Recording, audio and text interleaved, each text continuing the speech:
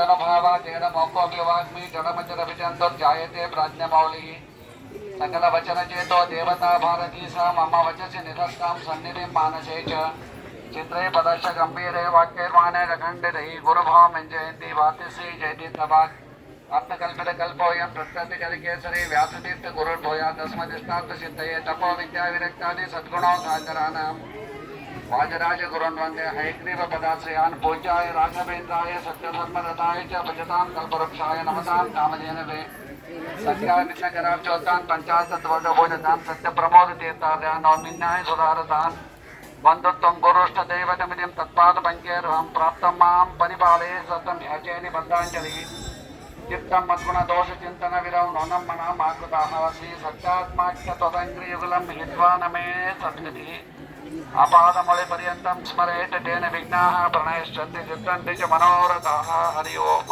नमोऽस्तु तात्विका देवाः विष्णुभक्तिपरायण धर्ममार्ग भवन्तः सर्व एव हरि ओम् जन्माद्यस्य यतोन्मयादितरतश्चाद्यस्य विघ्नेश्वरात् तेने ब्रह्महृदायादिकवये मुह्यन्ति यं सूरयः तेजो वारिमृदा यथा विनिमयो यत्र त्रिसर्गो मृषा धाम्ना स्वेन सदा न्यस्तगोत्रं सत्यं परं धीमहि ಪರಮ ಪವಿತ್ರವಾದಂತಹ ಈ ಭಾಗವತವನ್ನು ನಾವು ಇವತ್ತು ನಿಜವಾಗಿ ಶುಕಾಚಾರ್ಯರು ಹೇಳಿದಂತಹ ಇದೇ ಸ್ಥಳ ಇಲ್ಲಿ ಶುಕಾಚಾರ್ಯರು ಇಲ್ಲಿ ಬಂದು ಭಾಗವತವನ್ನು ಪರೀಕ್ಷಿತ ಮಹಾರಾಜನಿಗೆ ಹೇಳಿದರು. ವಟವೃಕ್ಷದ ಕೆಳಗೆ ಗಂಗಾ ನದಿ ದಂಡೆ ಮೇಲೆ ಕೂತಿದ್ದರು. ಹಾಗಾಗಿ ಇಂತಹ ಸಮಯದಲ್ಲಿ ಆ ಶುಕಾಚಾರ್ಯ ಹೇಳಿದಂತಹ ಭಾಗವತದ ಸ್ವಲ್ಪ ಶಬ್ದಗಳನ್ನಾದರೂ ನಾವು ಕಿವಿಯಿಂದ ಚಿಂತನೆಯನ್ನು ಮಾಡೋಣ. ನಾವು ಕೃಷ್ಣನ ಕಥೆಯನ್ನು ನಿನ್ನೆ ದಿವಸ ನಾವು ಕೇಳಿದ್ವಿ. ಕೃಷ್ಣ ಬೆಳೆದು ತಾನು ದೊಡ್ಡವನಾದ ನಂತರ ಮಹಾಭಾರತ ಯುದ್ಧ ಎಲ್ಲ ನಡೀತು. ದುರ್ಜನರ ಸಂಹಾರವನ್ನೆಲ್ಲವನ್ನು ಮಾಡಿದ. ದುರ್ಜನರ ಸಂಹಾರವನ್ನು ಮಾಡಿ ಪಾಂಡವರನ್ನು ಸಿಂಹಾಸನ ಮೇಲೆ ತಾನು ಕೂಡಿಸಿದ. ಆ ನಂತರ ತನ್ನ ಬಂದ ಕಾರ್ಯ ಆಯಿತು ಅಂತ ಹೇಳಿ ಮೃಗ ಋಷಿಗಳ ಒಂದು ನಿಮಿತ್ತವನ್ನು ತಾನು ಮಾಡಿಕೊಂಡ. ಒಂದು ಸಲ ಕೃಷ್ಣ ತಾನು ಹಿಂಗೆ ಮಲಗಿದಂತೆ ಮಲಗಿದ್ದ. ಕಾಲು ಕಾಣಿಸ್ತಿತ್ತು ಅಷ್ಟೇ ಹಿಂಗೆ. ಆ ಕಡೆಯಿಂದ ದೂರದಿಂದ ಒಬ್ಬ ಬೇಡ ನೋಡಿದ. ಬೇಡ ನೋಡಿ ಏನು ಮಾಡಿದ, ಅದು ಜಿಂಕೆ ಎಂಟ ಕಾಣಿಸ್ತಂತ ಆಗುತ್ತೆ. ಬಾಣವನ್ನು ಬಿಟ್ಟ. ಅದು ಯಾರಿಗೆ ಬಡಿತು? ಕೃಷ್ಣನ ಪಾದಕ್ಕೆ ಅದು ಬಾಣ ಬಡಿತು. ಕೃಷ್ಣನ ಪಾದಕ್ಕೆ ಬಾಣ ಬಡ್ದಕ್ಕೆ ಬಂದು ನೋಡಿದ. ನಾ ಜಿಂಕಿಗೆ ಬಾಣ ಹೊಡೆದೆ, ಅದು ಜಿಂಕಿ ಏನಾದರೂ ಆಗಿದೆನೋ ಬಿದ್ದಿದ್ದೇನೆ ಅಂತ ನೋಡ್ಬೇಕಂತ ಬಂದು ನೋಡ್ತಾನೆ. ಸಾಕ್ಷಾತ್ ಕೃಷ್ಣ ಇದ್ದ. ಅದನ್ನೇ ಒಂದು ನಿಮಿತ್ತವನ್ನು ಮಾಡಿಕೊಂಡ ಕೃಷ್ಣ. ಆಯಿತು, ನನ್ನ ಬಂದ ಕಾರ್ಯ ಮುಗಿತು, ನಾನು ಇಲ್ಲಿಂದ ಪರಂಧಾಮಕ್ಕೆ ಹೊರಟು ಹೋಗಬೇಕು ಅಂತ ಕೃಷ್ಣ ತಾನು ಪರಂಧಾಮಕ್ಕೆ ತಾನು ಹೊರಟು ಹೋದ. ಕೃಷ್ಣ ತಾನು ಬರವಾಗಿ ಎಲ್ಲಿಂದ ಬಂದ, ಎಲ್ಲಿಗೆ ಹೊರಟು ಹೋಗ್ತಾನೆ ಅಂದ್ರೆ ನಮಗೆ ಜಿಜ್ಞಾಸೆ. ಯಾಕಂದ್ರೆ ಭಗವಂತನಿಗೆ 3 ಮನೆಗಳವ. ಅದಕ್ಕೆಲ್ಲ ಯಾವುದು? ಅನಂತಾಸನ, ವೈಕುಂಠ ಮತ್ತು ಶ್ವೇತದ್ವೀಪ. 3 ಮನೆಗಳ. ಅದಕ್ಕೆ ಭಗವಂತನಿಗೆ ವಿಷ್ಣು ಸಹಸ್ರನಾಮದಲ್ಲಿ ತ್ರಿಧಾಮ ಅಂತ ಕರೀತಾರೆ. ಆದರೆ ಕೃಷ್ಣ ತಾನು ಅವತಾರ ಮಾಡಿದಾಗ ವಸುದೇವ ದೇವಕಿಯರ ಮಗನಾಗಿ ಬಂದಾಗ ಎಲ್ಲಿಂದ ಬಂದ, ಮತ್ತೆ ಪರಂಧಾಮಕ್ಕೆ ಹೋದಾಗ ಎಲ್ಲಿಗೆ ಹೋದ ಅಂತ ನಮಗೆ ಪ್ರಶ್ನೆ. ವೈಕುಂಠಕ್ಕೆ ಹೋದನೋ ಅನಂತಾಸನಕ್ಕೆ ಹೋದನೋ ಅಂತ ನಮಗೆ ಪ್ರಶ್ನೆ. ಆದರೆ ಭಗವಂತ ತಾನು ಅವತಾರ ಮಾಡುವಾಗ ಬರುವುದು ಶ್ವೇತದ್ವೀಪದಿಂದ ಮಾತ್ರ. ಮತ್ತೆ ತಾನು ಅವತಾರ ಮುಗಿಸಿ ತನ್ನ ಮೂಲ ರೂಪಕ್ಕೆ ಹೋಗ್ಬಿಡ್ತಾನಲ್ಲ, ಹೋಗೋದನು ಶ್ವೇತದ್ವೀಪಕ್ಕೇನೆ. ವೈಕುಂಠ ಅನಂತಾಸನಗಳಿಗೆ ಒಂದು ಕಡೆ ಹೋದರೆ ಇನ್ನೊಂದ್ಸಲ ಎಂಟ್ರಿ ಇಲ್ಲದ ಒನ್ ವೇ ಎಲ್ಲ ಹಾದಿಗಳೆಲ್ಲ. ಹಾಗಾಗಿ ಭಗವಂತ ತಾನು ಬರೋದು ಮತ್ತು ಹೋಗೋದು ಎಲ್ಲಿವರೆಗೆ? ಶ್ವೇತದ್ವೀಪದವರೆಗೆ. ನಾವು ಅನೇಕ ಕಥೆಗಳನ್ನು ಕೇಳಿರ್ತೀವಿ. ಎಲ್ಲ ಕಡೆಗೂ ದುರ್ಜನರ ಹಾವಳಿ ಜಾಸ್ತಿ ಆದಾಗ ಬ್ರಹ್ಮಾದಿ ದೇವತೆಗಳು ಹೋಗಿ ವೈಕುಂಠ ಲೋಕಕ್ಕೆ ಹೋಗಿ ಭಗವಂತನ ಸ್ತೋತ್ರವನ್ನು ಮಾಡಿದ್ರು ಅಂತ ಕೇಳ್ತೀವಿ. ಎಲ್ಲಿವರೆಗೆ ಹೋದ್ರಂದ್ರೆ ಅವರು ಹೋಗಿದ್ದು ಶ್ವೇತದ್ವೀಪಕ್ಕೆ ಮಾತ್ರನೇ ಹೊರತಾಗಿ ವೈಕುಂಠ ಅನಂತಾಸನಕ್ಕೆ ಅಲ್ಲ. ಯಾಕಂದ್ರೆ ಅಲ್ಲಿ ಹೋಗಿ ಬರೋರು ಹೊಳ್ಳಿ ಬರ್ಲಿಕ್ಕೆ ಬರಂಗಿಲ್ಲಲ್ಲ. ನಾವೇನು ಮಾಡ್ಬೇಕು ಮುಂದೆ ಅದಕ್ಕೆಲ್ಲ? ಅದಕ್ಕಾಗಿ ಭಗವಂತ ತನ್ನ ಅನಂತ ರೂಪಗಳಲ್ಲಿ ಒಂದೊಂದು ರೂಪವನ್ನು ಒಂದೊಂದು ಕಡೆಗೆ ವ್ಯಕ್ತವನ್ನು ಮಾಡ್ತಾ ಸಜ್ಜನರ ಉದ್ಧಾರವನ್ನು ಮಾಡ್ತಾನೆ. ಕೃಷ್ಣ ಪರಂಧಾಮಕ್ಕೆ ಹೊರಟು ಹೋದ. ಯಾವಾಗ ಕೃಷ್ಣ ಪರಂಧಾಮಕ್ಕೆ ಹೊರಟು ಹೋದ ನಂತರ ಪಾಂಡವರು ತಮ್ಮ ಶಕ್ತಿನೇ ಹೊರಟು ಹೋಯ್ತಂತ ಅವರಿಗೆಲ್ಲರಿಗೂ. ಅರ್ಜುನ ಮಹಾಭಾರತ ಯುದ್ಧವನ್ನು ನಾನು ಗೆದ್ದೆ ಅಂತ ತಾನು ಹೇಳಿದ. ಆದರೆ ಮಹಾಭಾರತ ಯುದ್ಧ ಗೆದ್ದದ್ದು ಅರ್ಜುನ ಅಲ್ಲ, ಒಳಗಡೆ ಕೃಷ್ಣ ನಿಂತಿದ್ದಕ್ಕೆ ಗೆಲುವು ಆಯ್ತು ಅವರಿಗೆಲ್ಲ. ಕೃಷ್ಣ ಯಾವಾಗ ಪರಂಧಾಮಕ್ಕೆ ಹೋದಾಗ ಒಬ್ಬ ಸಣ್ಣ ಸಾಮಂತ ರಾಜ ಎಲ್ಲ ಅಲ್ಲಿರ್ತಕ್ಕಂಥ ಯಾದವರೆಲ್ಲ ಸ್ತ್ರೀಯರನ್ನು ಅಪಹರಣ ಮಾಡ್ಲಿಕ್ಕೆ ಬಂದಂತೆ. ಆತನನ್ನು ಎದುರಿಸುವ ಸಾಮರ್ಥ್ಯ ಅರ್ಜುನನ ಕೈಯಿಂದ ಆಗ್ಲಿಲ್ಲಂತೆ. ಅದೇ ಧನಸ್ಸಿತ್ತು, ಕೈಯಲ್ಲಿ ಧನಸ್ಸಿತ್ತು, ಬಾಣ ಇತ್ತು, ಎಲ್ಲ ಇತ್ತು. ಆದರೆ ಒಬ್ಬ ಸಾಮಾನ್ಯ ಸಾಮಂತ ರಾಜನನ್ನು ಸೋಲಿಸಕ್ಕಾಗಲಿಲ್ಲ. ಅದಕ್ಕೆ ಕಾರಣ ಕೃಷ್ಣ ಇದ್ದಾಗ ಮಾತ್ರ ಅರ್ಜುನನಿಗೆ ಸಾಮರ್ಥ್ಯ. ಕೃಷ್ಣ ಒಳಗಡೆ ನಿಂತು ಎಲ್ಲ ಕೆಲಸವನ್ನು ತಾನು ಮಾಡಿಸಿದ. ಅರ್ಜುನ ಮಾತ್ರ ಗೆಲ್ಲಲಿಲ್ಲ ಅಂತ ನಾವು ಮನಸ್ಸಲ್ಲಿ ತಿಳ್ಕೋಬೇಕು. ಯಾವಾಗ ಕೃಷ್ಣ ಪರಂಧಾಮಕ್ಕೆ ಹೋದ, ಸಾಮಂತ ರಾಜನ ಸೋಲ್ಸಕ್ಕೆ ಆಗಲಿಲ್ಲ ಅಂದ್ಕೊಳ್ಳೆ ಪಾಂಡವರಿಗೆ ಪಶ್ಚಾತ್ತಾಪ ಆಯ್ತು. ನಾವೇನು ಇರಬಾರದು ಅಂತ ಹೇಳಿ ಅವರು ಸ್ವರ್ಗಾರೋಹಣವನ್ನು ಮಾಡಿಬಿಟ್ರು. ಸ್ವರ್ಗಕ್ಕೆ ಒಬ್ಬೊಬ್ಬರು ನಡ್ಕೊಂಡು ಹೋಗ್ಬಿಟ್ರಂತೆ. ಇಲ್ಲಿ ದೇವತೆಗಳಿದ್ರು, ಅವರೆಲ್ಲ ನಡ್ಕೊಂಡು ಹೋದ್ರು. ಯಾವಾಗ ತಾವು ಹೋಗೋ ಸಮಯದಲ್ಲಿ ಧರ್ಮರಾಜ ತನ್ನ ಮೊಮ್ಮಗನಾದಂತಹ ಪರೀಕ್ಷಿತ ಮಹಾರಾಜನಿಗೆ ಸಿಂಹಾಸನದ ಮೇಲೆ ತಾನು ಕೂಡಿಸಿದ. ಪರೀಕ್ಷಿತ ಮಹಾರಾಜ ಸಿಂಹಾಸನ ಮೇಲೆ ಕೂತ ಯಾವಾಗ ಕೃಷ್ಣ ಪರಂಧಾಮಕ್ಕೆ ಹೋಗಿ 30 ವರ್ಷ ಕಳೆದೋಯ್ತು. ಆ ನಂತರ ಸಾಮಾನ್ಯವಾಗಿ ಕಲಿಯುಗ ಪ್ರಾರಂಭ ಆಯಿತು. ಕಲಿಯುಗ ಪ್ರಾರಂಭ ಸಾವಕಾಶವಾಗಿ ಪ್ರಾರಂಭ ಆಯಿತು. ಕಲಿಯುಗ ಪ್ರಾರಂಭ ಆದ ತಕ್ಷಣ ಆ ಕಲಿ ಪ್ರವೇಶ, ಕಲಿಯ ರಾಜ್ಯ ಎಲ್ಲ ಕಡೆಗೆ ವಿಸ್ತಾರ ಆಯಿತು. ಕಲಿ ವಿಸ್ತಾರ ಆದ ತಕ್ಷಣ ಕಲಿ ಎಲ್ಲ ಕಡೆಗೂ ತಾನು ಅವತಾರ ಮಾಡ್ಕೊಂಡು ಬಿಟ್ಟ. ಪರೀಕ್ಷಿತ ಮಹಾರಾಜನಿಗೆ ಹೇಳಿದ್ರಂತ, ಇಲ್ಲ ಕಲಿ ಎಲ್ಲ ಕಡೆಗೂ ಪ್ರವೇಶವನ್ನು ಮಾಡ್ಯಾನ, ನಮಗೆ ಯಜ್ಞ ಯಾಗಾದಿಗಳನ್ನು ಮಾಡೋದು ಆಗೋದಿಲ್ಲ ಅಂತೇಳಿ ಎಲ್ಲರೂ ಪರೀಕ್ಷಿತ ಮಹಾರಾಜನಿಗೆ ಕೇಳ್ಕೊಂಡ್ರು. ಪರೀಕ್ಷಿತ ಮಹಾರಾಜ ತಾನು ಬಿಲ್ಲು ಬಾಣವನ್ನು ತಗೊಂಡು ಕಲಿಯನ್ನು ಎದುರಿಸಬೇಕು ಅಂತ ಹೊರಟ. ಕಲಿಯನ್ನು ಎದುರಿಸಬೇಕು ಅಂತ ಹೊರಟ. ಒಬ್ಬ ಕಪ್ಪು ದೇಹದ ಮನುಷ್ಯ ಎದುರಿಗೆ ಬಂದ. ಆದರೆ ಭಗವಂತನ ಸಂಕಲ್ಪ ನೋಡ್ಬೇಕು ನಾವೆಲ್ಲ. ಪರೀಕ್ಷಿತ ಮಹಾರಾಜ ಹೊಡೆದಾಗ ಶರಣಾಗತನಾದಂತೆ ಕಲಿ ನಟನೆಯನ್ನು ಮಾಡಿದ ಅಂತ ಭಾಗವತ ಕಾಪಿ ಹೇಳ್ತಾರೆ. ಕಲಿಯನ್ನು ಸೋಲಿಸೋದು ಪರೀಕ್ಷಿತ ಮಹಾರಾಜನಿಗೆ ಸಾಧ್ಯನೇ ಇಲ್ಲ. ಕಲಿಯನ್ನು ಸೋಲಿಸಬೇಕಾಗಿತ್ತು ಅಂದ್ರೆ ವಾಯುದೇವರಿಗೂ ಮಾತ್ರ ಸೋಲಿಸ್ಲಿಕ್ಕೆ ಸಾಧ್ಯ. ವಾಯುದೇವರ ಆನಂತರದಲ್ಲಿ ಲಕ್ಷ್ಮೀದೇವಿ, ಭಗವಂತ. ಆ ವಾಯುದೇವರ ಕೆಳಗಡೆ ಇರ್ತಕ್ಕಂಥವರಿಗೆ ಕಲಿಯನ್ನು ಸರ್ವತಾ ಸೋಲಿಸ್ಲಿಕ್ಕೆ ಆಗೋದಿಲ್ಲ. ಕಲಿ ಅಂದ್ರೆ ಯಾರು? ನಾವು ಜೀವರಲ್ಲಿ ಉತ್ತಮರು ವಾಯುದೇವರು ಅಂತ ಹೇಳ್ತೀವಲ್ಲ, ಅಧಮರಲ್ಲಿ ಉತ್ತಮರು ಯಾರು ಅಂದ್ರೆ ಅದೇ ಕಲಿನೇ. ಆ ಕಲಿಯನ್ನು ಸೋಲಿಸೋದು ಯಾರಿಗೂ ಸಾಧ್ಯ ಆಗಿದ್ದಿಲ್ಲ. ಇದನ್ನ ದುರ್ಯೋಧನ ಸಾಕ್ಷಾತ್ ಕಲಿಯ ಅವತಾರ ಅಲ್ಲ. ಕಲಿಯನ್ನ ದುರ್ಯೋಧನ ಕೊಲ್ಲಬೇಕಾಗಿತ್ತಂದ್ರೆ ಭೀಮಸೇನ್ ದೇವರನ್ನು ಬಿಟ್ಟು ಯಾರಿಗೂ ಕೊಲ್ಲಕ್ಕಾಗ್ತಿದ್ದಿಲ್ಲ. ಕೊನೆಗೆ ಮಹಾಭಾರತ ಯುದ್ಧ ಮುಗೀತು. ಧರ್ಮರಾಯ ಅಂದ, ದುರ್ಯೋಧನ ನೀವು ಒಬ್ಬತ್ತು ಉಳಿಯಲ್ಲ, ನೀನು ನಮ್ಮ 5ರಲ್ಲಿ ಯಾರಾದರೂ ಒಬ್ಬರನ್ನು ನೀನು ಆರಿಸಿಕೊಂಡು ಸೋಲಿಸಿಬಿಡು, ನಾವು ಗೆದ್ದಂಥ ರಾಜ್ಯವನ್ನೆಲ್ಲ ನಿಮಗೆ ಕೊಡ್ತೀವಿ ಅಂತಂದ್ರು. ಆದರೆ ದುರ್ಯೋಧನ ಹೇಳಿ ಇದ್ದಿಲ್ಲ ಅವನೆಲ್ಲ.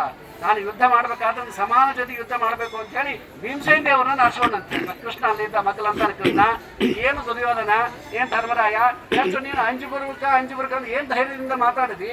ಒಂದು ವೇಳೆ ನಿಮ್ಮನ್ನು ಯಾರಾದರೂ ಆ ಭೀಮನನ್ನು ಬಿಟ್ಟು ನಿಮ್ಮ 4 ಜನ ಯಾರಾದ್ರೂ ಆರಿಸ್ಕೊಂಡು ಅವನು ಒಂದು ಸಲ ಗದಾ ತಿರುಗಿ ಬಿಟ್ಟಿದ್ರೆ ನೀವು ಯಾರು ಬದುಕ್ತಿಲ್ಲ, ನೀವು ಎಂಥ ಮಾತಾಡಿದಿ ಅಂತಾನೆ. ಅದು ಭಗವಂತನ ಸಂಕಲ್ಪ. ಕೃಷ್ಣ ಅಲ್ಲೇ ಇದ್ದ. ಹಾಗಾಗಿ ಕಲಿಯನ್ನು ಸೋಲಿಸಬೇಕಾಗಿದ್ರೆ ಸರ್ವದಾ ಯಾರಿಗೂ ಸಾಧ್ಯ ಆಗಲಿಲ್ಲ. ಆದರೂ ಆ ಭೀಮಸೇನ ದೇವರ ಮೊಮ್ಮಗ ಅಂತ ಹೇಳಿ ಕಲಿ ಶರಣಾಗತನಾದನಂತೆ ನಟನೆ ಮಾಡಿದ ಅಂತ ನಾವು ತಿಳ್ಕೋಬೇಕು. ಕಲಿಯನ್ನು ಶರಣಾಗತ ಆ ಪರೀಕ್ಷಿತ ಮಹಾರಾಜನಿಗೆ ಆಗುದಿಲ್ಲ. ಅವಾಗ ಪರೀಕ್ಷಿತ ಮಹಾರಾಜ ಹೇಳ್ದ, ನೀನು ಇಲ್ಲಿಂದ ಹೊರಟು ಹೋಗು ಅಂತಂದ. ಎಲ್ಲಿ ಹೋಗ್ಲಿ ನಾನು? ಇದು ನನ್ನ ಕಲಿ ರಾಜ್ಯ, ನಾನು ಸ್ಥಾಪನೆ ಮಾಡ್ಬೇಕಾದ್ರೆ ಹೊರಟು ಹೋಗುವಂದಾಗ ನನಗೆ ಸ್ವಲ್ಪ ಸ್ಥಾನವನ್ನು ಕೊಡು ಅಂತಂದ. ಅವಾಗ ಕಲಿ ಹೇಳ್ದ, ಎಲ್ಲಿ ಪ್ರಾಣ ಹಿಂಸೆ ನಡೀತಿರ್ತೆ ಅಲ್ಲಿ ನೀನು ವಾಸ ಮಾಡು ಅಂದ. ಎಲ್ಲಿ ಜೂಜಾಟ ನಡೀತಿರ್ತೆ ಅಲ್ಲಿ ನೀನು ವಾಸವನ್ನು ಮಾಡು ಅಂತಂದ. ಆಮೇಲೆ ಎಲ್ಲಿ ಮದ್ಯಪಾನ ನಡೀತಿರ್ತೆ ಅಲ್ಲಿ ವಾಸ ಮಾಡು ಅಂತಂದ. ಎಲ್ಲಿ ದುಷ್ಟ ಸ್ತ್ರೀಯರಿರ್ತಾರಲ್ಲ ಅಲ್ಲಿ ವಾಸ ಮಾಡು ಅಂತಂದ. ಮೇಲ್ನೋಟಕ್ಕೆ ಬರೀ ಸ್ತ್ರೀಯರಂತ ಮಾತ್ರ ಭಾಗವತದಲ್ಲಿ ಬರ್ತದೆ, ಅದಕ್ಕೆ ಅರ್ಥನ ಬೇರೆ ಮಾಡ್ಕೋಬೇಕಲ್ಲ. ಸ್ತ್ರೀಯರಲ್ಲಿ ಕಲಿ ಪ್ರವೇಶ ಅಂತ ತಿಳ್ಕೊಬಾರದು, ದುಷ್ಟ ಸ್ತ್ರೀಯರಲ್ಲಿ ಕಲಿ ಪ್ರವೇಶ ಅಂತ ತಿಳ್ಕೋಬೇಕು. ಆ 4 ಸ್ಥಳವನ್ನು ತಾನು ಕೊಟ್ಟ ಪರೀಕ್ಷಿತ ಮಹಾರಾಜ. ಯಾವಾಗ ಕೊಟ್ಟ ತಕ್ಷಣ ಕಲಿ ಅಂದ, ನೀನು ಭೀಮಸೇನ ದೇವರ ಮೊಮ್ಮಗಿದ್ದೆ ಮಹಾರಾಯ, ನೀನು ನಿನ್ನ ರಾಜ್ಯದಲ್ಲಿ ಇವು ಯಾವ 4 ನಡೆಯಂಗಿಲ್ಲ. ಹಾಗಾಗಿ ನೀವು ಕೊಟ್ಟಂತೆ ಆಯ್ತು, ಅದು ಉಪಯೋಗ ಆಗಲಿಲ್ಲ, ಏನು ಮಾಡಬೇಕು? ನನಗೇನು ಮಾಡು, ಇನ್ನೊಂದು ಸ್ಥಾನವನ್ನು ಕೊಡು ಅಂತ ಕೇಳಿದ. ಪರೀಕ್ಷಿತ ಮಹಾರಾಜ ಅವಾಗಿಂದ ಬಂಗಾರದಲ್ಲಿ ಸ್ಥಾನವನ್ನು ಕೊಟ್ಟ. ಯಾವಾಗ ಬಂಗಾರದಲ್ಲಿ ಸ್ಥಾನವನ್ನು ಕೊಟ್ಟ, ಇದು ಸಾಕು ನನಗೂ ಅಂತಂದ. ಸ್ಥಾನವನ್ನು ಕೊಟ್ಟ ತಕ್ಷಣ ಕಲಿ ಅಲ್ಲಿಂದ ನಟನೆ ಮಾಡಿ ಹೊರಟು ಹೋದ. ಮೊದಲು ಪರೀಕ್ಷಿತ ಮಹಾರಾಜ ಆ ಬಂಗಾರದ ಕಿರೀಟನೆಲ್ಲ ಹಾಕೊಂಡಿದ್ದಲ್ಲ, ಅದರಲ್ಲಿ ತಾನು ಪ್ರವೇಶವನ್ನು ಮಾಡಿದ. ಬಂಗಾರದಲ್ಲಿ ಕಲಿ ಇರ್ತಾನೆ ಅಂತ ಅರ್ಥ. ಬಂಗಾರದಲ್ಲಿ ಕಲಿ ಇರ್ತಾನೆ ಅಂದರೆ ಎಲ್ಲ ಬಂಗಾರದಲ್ಲಿ ಕಲಿ ಇರಂಗಿಲ್ಲ. ನಮಗೆ ಎಷ್ಟು ಮಿನಿಮಮ್ ಬಂಗಾರ ಬೇಕೋ ಅಷ್ಟು ಮಾತ್ರ ಆ ಧಾರಣ ಮಾಡಿದ್ರೆ ಅದರಲ್ಲಿ ಕಲಿ ಇರಂಗಿಲ್ಲ. ಸ್ತ್ರೀಯರಿಗೆ ಮಾಂಗಲ್ಯ, ಸ್ತ್ರೀಯಲ್ಲಿ ಓಲೆ, ಮುಂಗುತೀರೆ ಇದು ಅವಶ್ಯವಾಗಿ ಹಾಕೊಳ್ಳೇಬೇಕು ಅವರೆಲ್ಲ, ಅದರಲ್ಲಿ ಕಲಿ ಇರಂಗಿಲ್ಲ. ಅದನ್ನು ಬಿಟ್ಟು ಮೈ ತುಂಬ ಆಭರಣ ಹಾಕೋತೀವಲ್ಲ ನಾವು, ಆ ಬಂಗಾರದಲ್ಲಿ ಕಲಿ ಇರ್ತಾನೆ ಅಂತ ಅನ್ಬೇಕು. ಮತ್ತು ಕಲಿ ದೋಷ ಪರಿಹಾರ ಆಗುವ ಏನು ಮಾಡಬೇಕು? ಆ ಬಂಗಾರವನ್ನು ಭಗವಂತನಿಗೆ ಸಮರ್ಪಣೆ ಮಾಡಿಬಿಟ್ರೆ ಅಲ್ಲಿ ಕಲಿ ಪ್ರವೇಶ ಆಗೋದಿಲ್ಲ. ಹಾಗಾಗಿ ಭಗವಂತನಿಗೆ ಸಮರ್ಪಣೆಯನ್ನು ಮಾಡಿ ನಾವು ಸಮಾಧಾನ ಮಾಡಿ ಇದರಲ್ಲಿ ಕಲಿ ಇಲ್ಲ ಅಂದರೆ ಆ ಬಂಗಾರವನ್ನು ಸ್ವೀಕಾರವನ್ನು ಮಾಡಬೇಕು. ಹಾಗಾಗಿ ಎಲ್ಲ ಬಂಗಾರದಲ್ಲಿನೂ ಒಬ್ಬ ಕಲಿ ಇರ್ತಾನೆ ಅಂತಲ್ಲ. ಅಷ್ಟು ಹೇಳಿದ ಪರೀಕ್ಷಿತ ಮಹಾರಾಜ ನೀರಡಿಕೆ ಆಯಿತು ಅಂತ ಹೊರಟ. ನೀರಡಿಕೆ ಆಯಿತು ಅಂತ ಹೋದಾಗ ಅಲ್ಲೆಲ್ಲಿ ನೋಡ್ತಾನೆ, ಎಲ್ಲೂ ನೀರು ಕಾಣಿಸ್ಲಿಲ್ಲ. ಆದರೆ ಅಲ್ಲಿ ಋಷಿಗಳ ಆಶ್ರಮ ಕಾಣಿಸ್ತು. ಶಮೀಕ ಋಷಿಗಳು ಕೂತಿದ್ರು. ಆ ಶಮೀಕ ಋಷಿಗಳಿಗೆ ನೀರು ಕೊಡ್ಲಿ ಎಂದು ಕೇಳಿದ. ಆ ಶಮೀಕ ಋಷಿಗಳು ಸಮಾಧಿ ಸ್ಥಿತಿಯಲ್ಲಿದ್ದರು. ಅವರೆಲ್ಲರೂ ಈ ಕಡೆ ಜಗತ್ತಿನ ಎಚ್ಚರವೇ ಅವರಿಗೆ ಇದ್ದಿದ್ದಿಲ್ಲ. ಅವರೆಲ್ಲ ಭಗವಂತನ ಧ್ಯಾನದಲ್ಲಿ ನಿರತರಾಗಿದ್ದರು. ಆವಾಗ ಕೇಳಿದಾಗ ಅವ್ರು ಮಾತಾಡಲಿಲ್ಲ. ಪರೀಕ್ಷಿತ ಮಹಾರಾಜನ ಸಿಟ್ಟು ಬಂತಂತೆ. ಪರೀಕ್ಷಿತ ಮಹಾರಾಜನ ಸಿಟ್ಟು ಬಂದು ಅಲ್ಲೇ ಇದ್ದಂತಹ ಒಂದು ಸತ್ತು ಹಾವನ್ನು ತಗೊಂಡು ಶಮೀಕ ಋಷಿಗಳ ಕೊರಲಲ್ಲಿ ಹಾಕಿದ ಈ ಕಡೆ ಬಂದ. ಬಟ್ ಅಷ್ಟು ಹಾಕಿದ್ದಕ್ಕೆ ಏನಾದರೂ ನೀರು ಸಿಕ್ತಂದ್ರೆ ನೀರು ಸಿಗಲಿಲ್ಲ, ಶಾಪ ಸಿಕ್ತು ಆ ಪರೀಕ್ಷಿತ ಮಹಾರಾಜನಿಗೆ. ಸ್ವಲ್ಪ ಹೊತ್ತಿನ ಮೇಲೆ ಆ ಶಮೀಕ ಋಷಿಗಳ ಮಗನಾದಂತಹ ಶೃಂಗಿ ಮತ್ತು ಅನೇಕ ಆ ಶಿಷ್ಯರು ಸಮಿತಿಗಳನ್ನು ತರುವ ಸಲುವಾಗಿ ಅರಣ್ಯಕ್ಕೆ ಹೊರಟೋಗಿ ಅವರೆಲ್ಲ ಬಂದರು. ಆ 8 ವರ್ಷದ ಬಾಲಕ ಶೃಂಗಿ ನೋಡಿದ, ನನ್ನ ತಂದೆ ಕೊರಳಲ್ಲಿ ಸತ್ತ ಹಾಗನೆ ಯಾರು ಹಾಕ್ಯಾರಲ್ಲ, ಈ ಕ್ಷಣದಲ್ಲಿನೇ ಇವತ್ತಿನಿಂದ 7 ದಿವಸದಲ್ಲಿ ತಕ್ಷಕ ಬಂದು ಸಾಯ್ಲಿ ಅಂತ ಶಾಪವನ್ನೇ ಕೊಟ್ಟೇ ಬಿಟ್ಟ. ಸ್ವಲ್ಪ ಹೊತ್ತಾದ್ಮೇಲೆ ಶಮೀಕ ಋಷಿಗಳು ಧ್ಯಾನದಿಂದ ಹೊರಗಡೆ ಬಂದರು. ನೋಡ್ತಾರೆ, ಆ ಮಗನಿಗೆ ಅಂದ್ರಂತೆ, ಎಂತ ತಪ್ಪು ಮಾಡಿದೆ ನೀನು ಅಂದ್ರಂತೆ. ಆ ಪರೀಕ್ಷಿತ ಮಹಾರಾಜ ಇದ್ದದ್ದಕ್ಕೆ ನಾವು ಅರಣ್ಯದಲ್ಲಿ ಯಜ್ಞ ಯಾಗಾದಿಗಳನ್ನು ಸುರಕ್ಷಿತವಾಗಿ ನಾವು ಮಾಡ್ಕೊಳ್ಳಕ್ಕೆ ಹತ್ತೀವಿ. ಆ ರಾಜನಿಗೆ ನೀನು ಶಾಪ ಕೊಟ್ಟ ಮೇಲೆ ಇನ್ನು ಮುಂದೆ ಬರ್ತಕ್ಕಂಥ ರಾಜನ ದುಷ್ಟರಾಗ್ಬಿಟ್ರೆ ನಮ್ಮ ಯಜ್ಞ ಯಾಗಾದಿಗಳು ನಡೆಯಂಗಿಲ್ಲಲ್ಲ, ಎಂತ ತಪ್ಪು ಮಾಡಿದ್ರಿ ಅಂತ ಹೇಳಿ ಮಗನಿಗೆ ಹೇಳಿದ್ರಂತೆ. ಭಾಳ ಒಳ್ಳೆ ಕೆಲಸ ಮಾಡಿದ್ರಿ ಅಂತೇಳಿ ನಮ್ಮಂತರಾದ್ರು ಅಂತಿದ್ವಿ. ಅದು ಪರೀಕ್ಷಿತ ಮಹಾರಾಜ ಹಾಗೆ ಹೇಳಿ ಶಮೀಕ ಋಷಿಗಳು ಹಾಗೆ ಹೇಳಿಲ್ಲ. ಪರೀಕ್ಷಿತ ಮಹಾರಾಜನಿಗೆ ಹೇಗೆ ಕಳಿಸಿದ್ರಂತೆ, ಇಲ್ಲ ನಿನಗೆ ಶಾಪ ಬಂದ್ಬಿಟ್ಟಿದೆ, ಮತ್ತೆ ಇದರಿಂದ ಪರಿಹಾರ ಆಗ್ಬೇಕಲ್ಲ, ನಾವು ಏನಾದರೂ ಪರಿಹಾರ ಮಾಡ್ತೀವಿ ಅಂತಂದ್ರೆ. ಅಲ್ಲಿಂದ ಪರೀಕ್ಷಿತ ಮಹಾರಾಜ ಅಷ್ಟು ಹಾವನ್ನು ಹಾಕಿದ, ತನ್ನ ಅರಮನೆಗೆ ಹೋದ ತಕ್ಷಣ ಪಶ್ಚಾತ್ತಾಪ ಆಯಿತು. ನಾನು ಯಾಕೆ ಇವತ್ತು ಇಂಥ ತಪ್ಪನ್ನು ಮಾಡಿದೆ ಅಂತ ಅನ್ಕೊಂಡ. ಎಂದೂ ನಾನು ತಪ್ಪನ್ನು ಮಾಡಿಲ್ಲ, ಸಜ್ಜನ ಅವಮರ್ಯಾದೆಯನ್ನು ಮಾಡಿಲ್ಲ, ಇವತ್ತ್ಯಾಕೆ ನಾನು ಮಾಡಿದೆ ಅಂತ ಪಶ್ಚಾತ್ತಾಪ ಆಯಿತು. ಅದು ಮಾಡಿದ್ದಕ್ಕೆ ಕಾರಣ ಕಲಿ ಪ್ರವೇಶ ಪರೀಕ್ಷಿತ ಮಹಾರಾಜನಿಗೆ ಆಗಿತ್ತು. ಬಂಗಾರದಲ್ಲಿ ಕಲಿ ಇತ್ತಲ್ಲ, ಕಿರೀಟವೆಲ್ಲ ಹಾಕೊಂಡಿದ್ದ, ಕಲಿ ಪ್ರವೇಶ ಆಗಿತ್ತು. ಮನೆಗೆ ಬಂದ ತಕ್ಷಣ ಅವನೆಲ್ಲ ಕಿರೀಟವನ್ನು ತೆಗೆದಿಟ್ಟ, ಕಲಿ ಹೊರಟು ಹೋದ ತಕ್ಷಣ ಪಶ್ಚಾತ್ತಾಪ ಆಯ್ತು ಪರೀಕ್ಷಿತ ಮಹಾರಾಜನಿಗೆ. ನಾನು ಮಾಡಿ ತಪ್ಪಾಯ್ತಲ್ಲ ಅಂತ ಹೇಳಿ ಪಶ್ಚಾತ್ತಾಪವನ್ನು ಮಾಡಿದ. ಆ ಸಮಯಕ್ಕೆ ತಮ್ಮ ಶಿಷ್ಯರನ್ನು ಕೊಟ್ಟು ಕಳಿಸಿ ಶಮೀಕ ಋಷಿಗಳು ಹೇಳಿ ಕಳಿಸಿದ್ರು, ಇಲ್ಲ ನಿನಗೆ ಹಿಂಗೆ ಶಾಪ ಬಂದಿದೆ, ಮತ್ತು ಇದಕ್ಕೆ ಏನಾದರೂ ಪರಿಹಾರವನ್ನು ಮಾಡೋಣ, ಯಜ್ಞ ಯಾಗಾದಿಗಳನ್ನು ಮಾಡಿ ತಪಸ್ಸನ್ನು ಮಾಡಿ ನಮ್ಮ ಯಜ್ಞದ ಪುಣ್ಯದ ಭಾಗವನ್ನು ನಿನಗೆ ಧಾರೆ ಎರೆದು ಕೊಡ್ತೀವಿ, ನಿನ್ನನ್ನು ಬದುಕಿಸ್ತೀವಿ ಅಂತಂದ್ರು. ಪರೀಕ್ಷಿತ ಮಹಾರಾಜ ಒಂದೇ ಮಾತನ್ನು ಹೇಳಿದಂತೆ, ನೀವು ಯಾರು ನನ್ನ ಬದುಕಿಸುವ ಪ್ರಯತ್ನವನ್ನು ಮಾಡಬಾರ್ರಿ ಅಂತಂದಂತೆ. ಯಾರು ಬದುಕಿಸುವ ಪ್ರಯತ್ನವನ್ನು ಮಾಡಬಾರ್ರಿ. ನಾನು ಇವತ್ತು ನೀವು ಬದುಕಿಸಿದ್ರೆ ಎಂದಾದರೂ ನನ್ನ ಸಾಯ್ಲಾರ್ದ ಉಳಿಲಕ್ಕೆ ಸಾಧ್ಯನ, ನಾನು ಎಂದಾದರೂ ಒಂದು ಸಾಯ್ಬೇಕು ನನ್ನೆಲ್ಲ. ಆದರೆ ಇದು ಕೊಟ್ಟದ್ದು ನನಗೆ ಶಾಪ ಅಲ್ಲ, ಶೃಂಗಿ ಕೊಟ್ಟಿದ್ದು ಶಾಪ ಅಲ್ಲ, ಇದು ನನಗೆ ಕೊಟ್ಟದ್ದು ವರನೇ ಅಂತ ಅನ್ಕೊಂಡಂತೆ ಪರೀಕ್ಷಿತ ಮಹಾರಾಜ. ಏನು ಮಾಡಿದ ತಕ್ಷಣ ತನ್ನ ಮಗನಾದಂತಹ ಜನಮೇಜಯ ರಾಯನಿಗೆ ಸಿಂಹಾಸನ ಮೇಲೆ ಕೂಡಿಸಿ ಗಂಗಾ ನದಿ ದಂಡಿ ಬಂದುಬಿಟ್ಟ. ಕುರುಕ್ಷೇತ್ರ ಇರೋದು ಇಲ್ಲೇ ದೆಹಲಿಯ ಸಮೀಪ ಇದೆ. ಆ ಗಂಗಾ ನದಿ ಇಲ್ಲಿ ಬಂದ ಪರೀಕ್ಷಿತ ಮಹಾರಾಜ ಇಲ್ಲಿ ಬಂದ. ಯಾವಾಗ ಸರ್ವಸಂಗ ಪರಿತ್ಯಾಗವನ್ನು ಮಾಡ್ತಾ ರಾಜ್ಯವನ್ನು ಬಿಟ್ಟು ಎಲ್ಲವನ್ನು ಬಿಟ್ಟು ನಾನು ಉಪವಾಸವಾಗಿ 7 ದಿವಸ ಕೂಡಬೇಕು ಅಂತ ಬಂದ. ಪ್ರಾಯೋಪಾವೇಶಕ್ಕಾಗಿ ಉಪವಾಸವಾಗಿ ಕೂತ.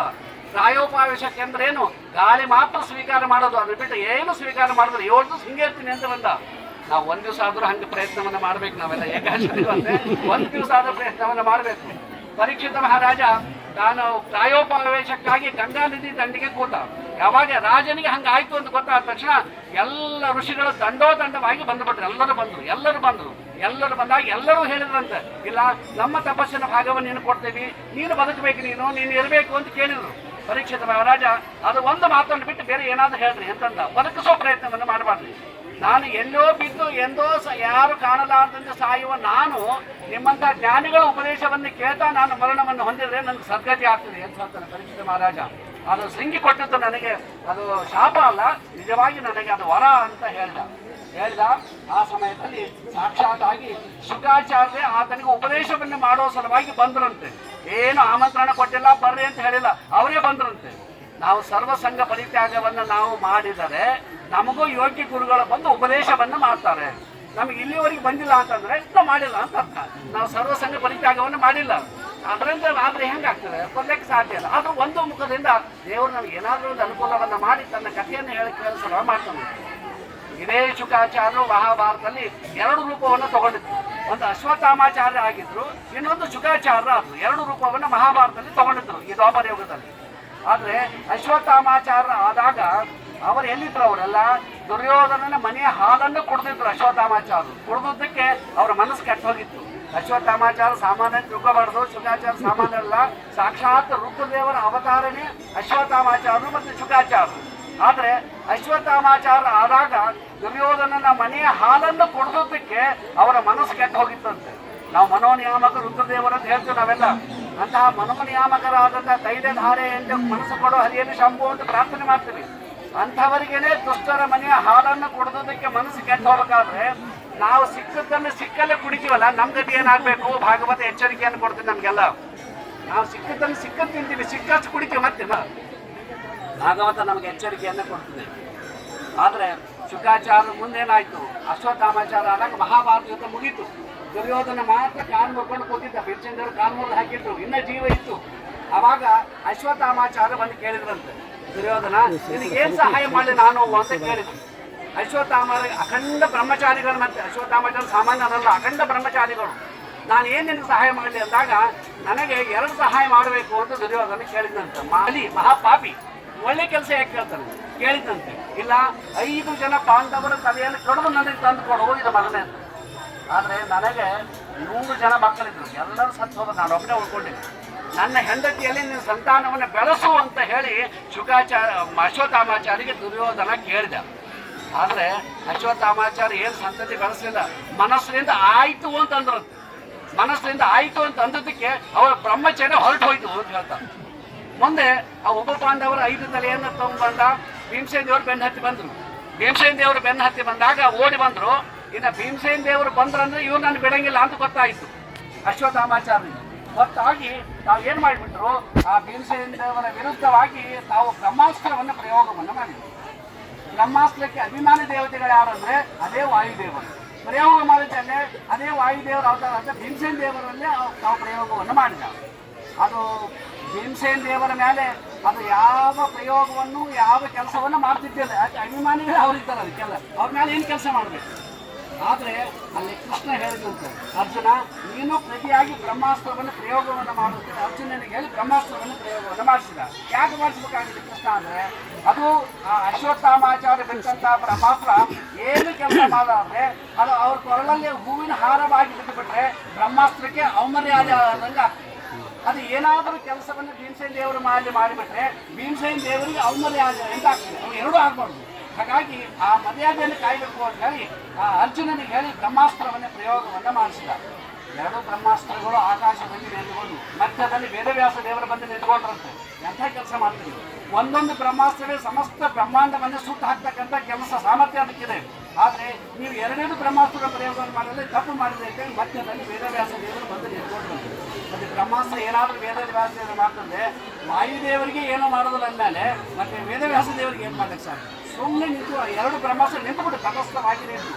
ಆವಾಗ ಆ ವೇದವ್ಯಾಸ ದೇವರು ಹೇಳಿದ್ರು, ಏನು ಅಶ್ವತ್ಥಾಮಾಚಾರ್ಯ ನಿಮ್ಮ ಬಾಣವನ್ನು ನೀವು ಹಿಂದೆ ಕೆಳ್ಕೊಂಡು ಉಪಸಂಹಾರ ಮಾಡ್ರಿ ಅಂತಂದ. ಅರ್ಜುನ ನೀನು ನಿನ್ನ ಉಪಸಂಹಾರ ಮಾಡ್ರಿ ಅಂತಂದ. ಅರ್ಜುನ ಅನಾಯಾಸವಾಗಿ ತಾನು ಬಿಟ್ಟಂಥ ಬಾಣವನ್ನು ಉಪಸಂಹಾರ ಮಾಡ್ಕೊಂಡು ಹೇಳ್ಕೊಂಡು ಬಿಟ್ಟ. ಆದರೆ ಅಶ್ವತ್ಥಾಮಾಚಾರ್ಯಗೆ ತಾವು ಬಿಟ್ಟಂಥ ಬ್ರಹ್ಮಾಸ್ತ್ರವನ್ನು ಉಪಸಂಹಾರವನ್ನು ಮಾಡಿಕೊಳ್ಳಕ್ಕೆ ಆಗಲಿಲ್ಲ ಅಂತೆ. ಅದಕ್ಕೆ ಕಾರಣ ಭಾಗವತ ಅಂದರೆ ಅಬ್ರಹ್ಮಚರ್ಯ ಅಂತ ಭಾಗವತ ವಾದನೆ. ತಮ್ಮ ಬ್ರಹ್ಮಚಾರ್ಯ ಹೊರಟು ಹೋಗಿತ್ತು ಅವ್ರಲ್ಲ. ನಿಜವಾಗಿ ಬ್ರಹ್ಮಚಾರಿಗಳು. ಅರ್ಜುನ ಬ್ರಹ್ಮಚಾರಿ ಅಲ್ಲ, ನಿಜವಾಗಿ ಸಂಸಾರಿ. ಆದರೆ ಬ್ರಹ್ಮಚರ್ಯ ಹೊರಟು ಹೋಗಿದ್ದಕ್ಕೆ ಅಶ್ವತ್ಥಾಮಾಚಾರ್ಯಗೆ ತಾವು ಬಿಟ್ಟಂತಹ ಬಾಣವನ್ನು ತಾವು ವಾಪಸ್ ತಗೊಳ್ಳಕ್ಕೆ ಆಗಲಿಲ್ಲ. ಇನ್ನು ನಿಜವಾದ ಬ್ರಹ್ಮಚಾರಿಗಳು ಯಾರಾದರೂ ಅಂದರೆ ಅರ್ಜುನ ಬ್ರಹ್ಮಚಾರಿ ಆದ, ಅಶ್ವತ್ಥಾಮಾಚಾರ್ಯ ಬ್ರಹ್ಮಚಾರಿಗಳು ಆಗಲಿಲ್ಲ.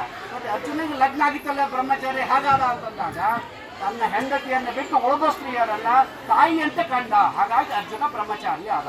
ಆ ಉಪಸಂಹಾರ ಮಾಡೋ ಸಲುವಾಗಿ ಅರ್ಜುನನಿಗೆ ಬಂತು. ಆದರೆ ದುರ್ಯೋಧನ ಕ್ಷೇತ್ರದಲ್ಲಿ ನಾನು ಸಂತತಿಯನ್ನು ಬೆಳೆಸ್ತೀನಿ ಅಂತ ಹೇಳಿ ಅಶ್ವತ್ಥಾಮಾಚಾರ್ಯ ಹೇಳಲಿಕ್ಕೆ ಅವರ ಬ್ರಹ್ಮಚಾರ್ಯ ಹೊರಟು ಹೋಗಿತ್ತು. ಕಾಯಕವಾಗಿ ಬೇಡ, ನಾವು ಮಾನಸಿಕವಾಗಿ ಆಗಲಿ ಅಂತ ಏನು ಅಂತೀವಲ್ಲ, ಏಕಾಶಿಯನ್ನು ತಗೊಳ್ರಿ ಆಚಾರ್ಯನು, ತಗೋತೀನಿ ಅಂದ್ಬಿಟ್ಟು ಹೋಯ್ತು ಅಂತೆಲ್ಲ. ಮಾನಸಿಕವಾಗಿ ಆಯಿತು ಅಂತಂದ್ರೆ ಹೊರಟು ಹೋಯ್ತು ಅಂದಮೇಲೆ ಎಷ್ಟು ಧರ್ಮ ಸೂಕ್ಷ್ಮ ಅಂತ ತಿಳ್ಕೊಬೇಕು.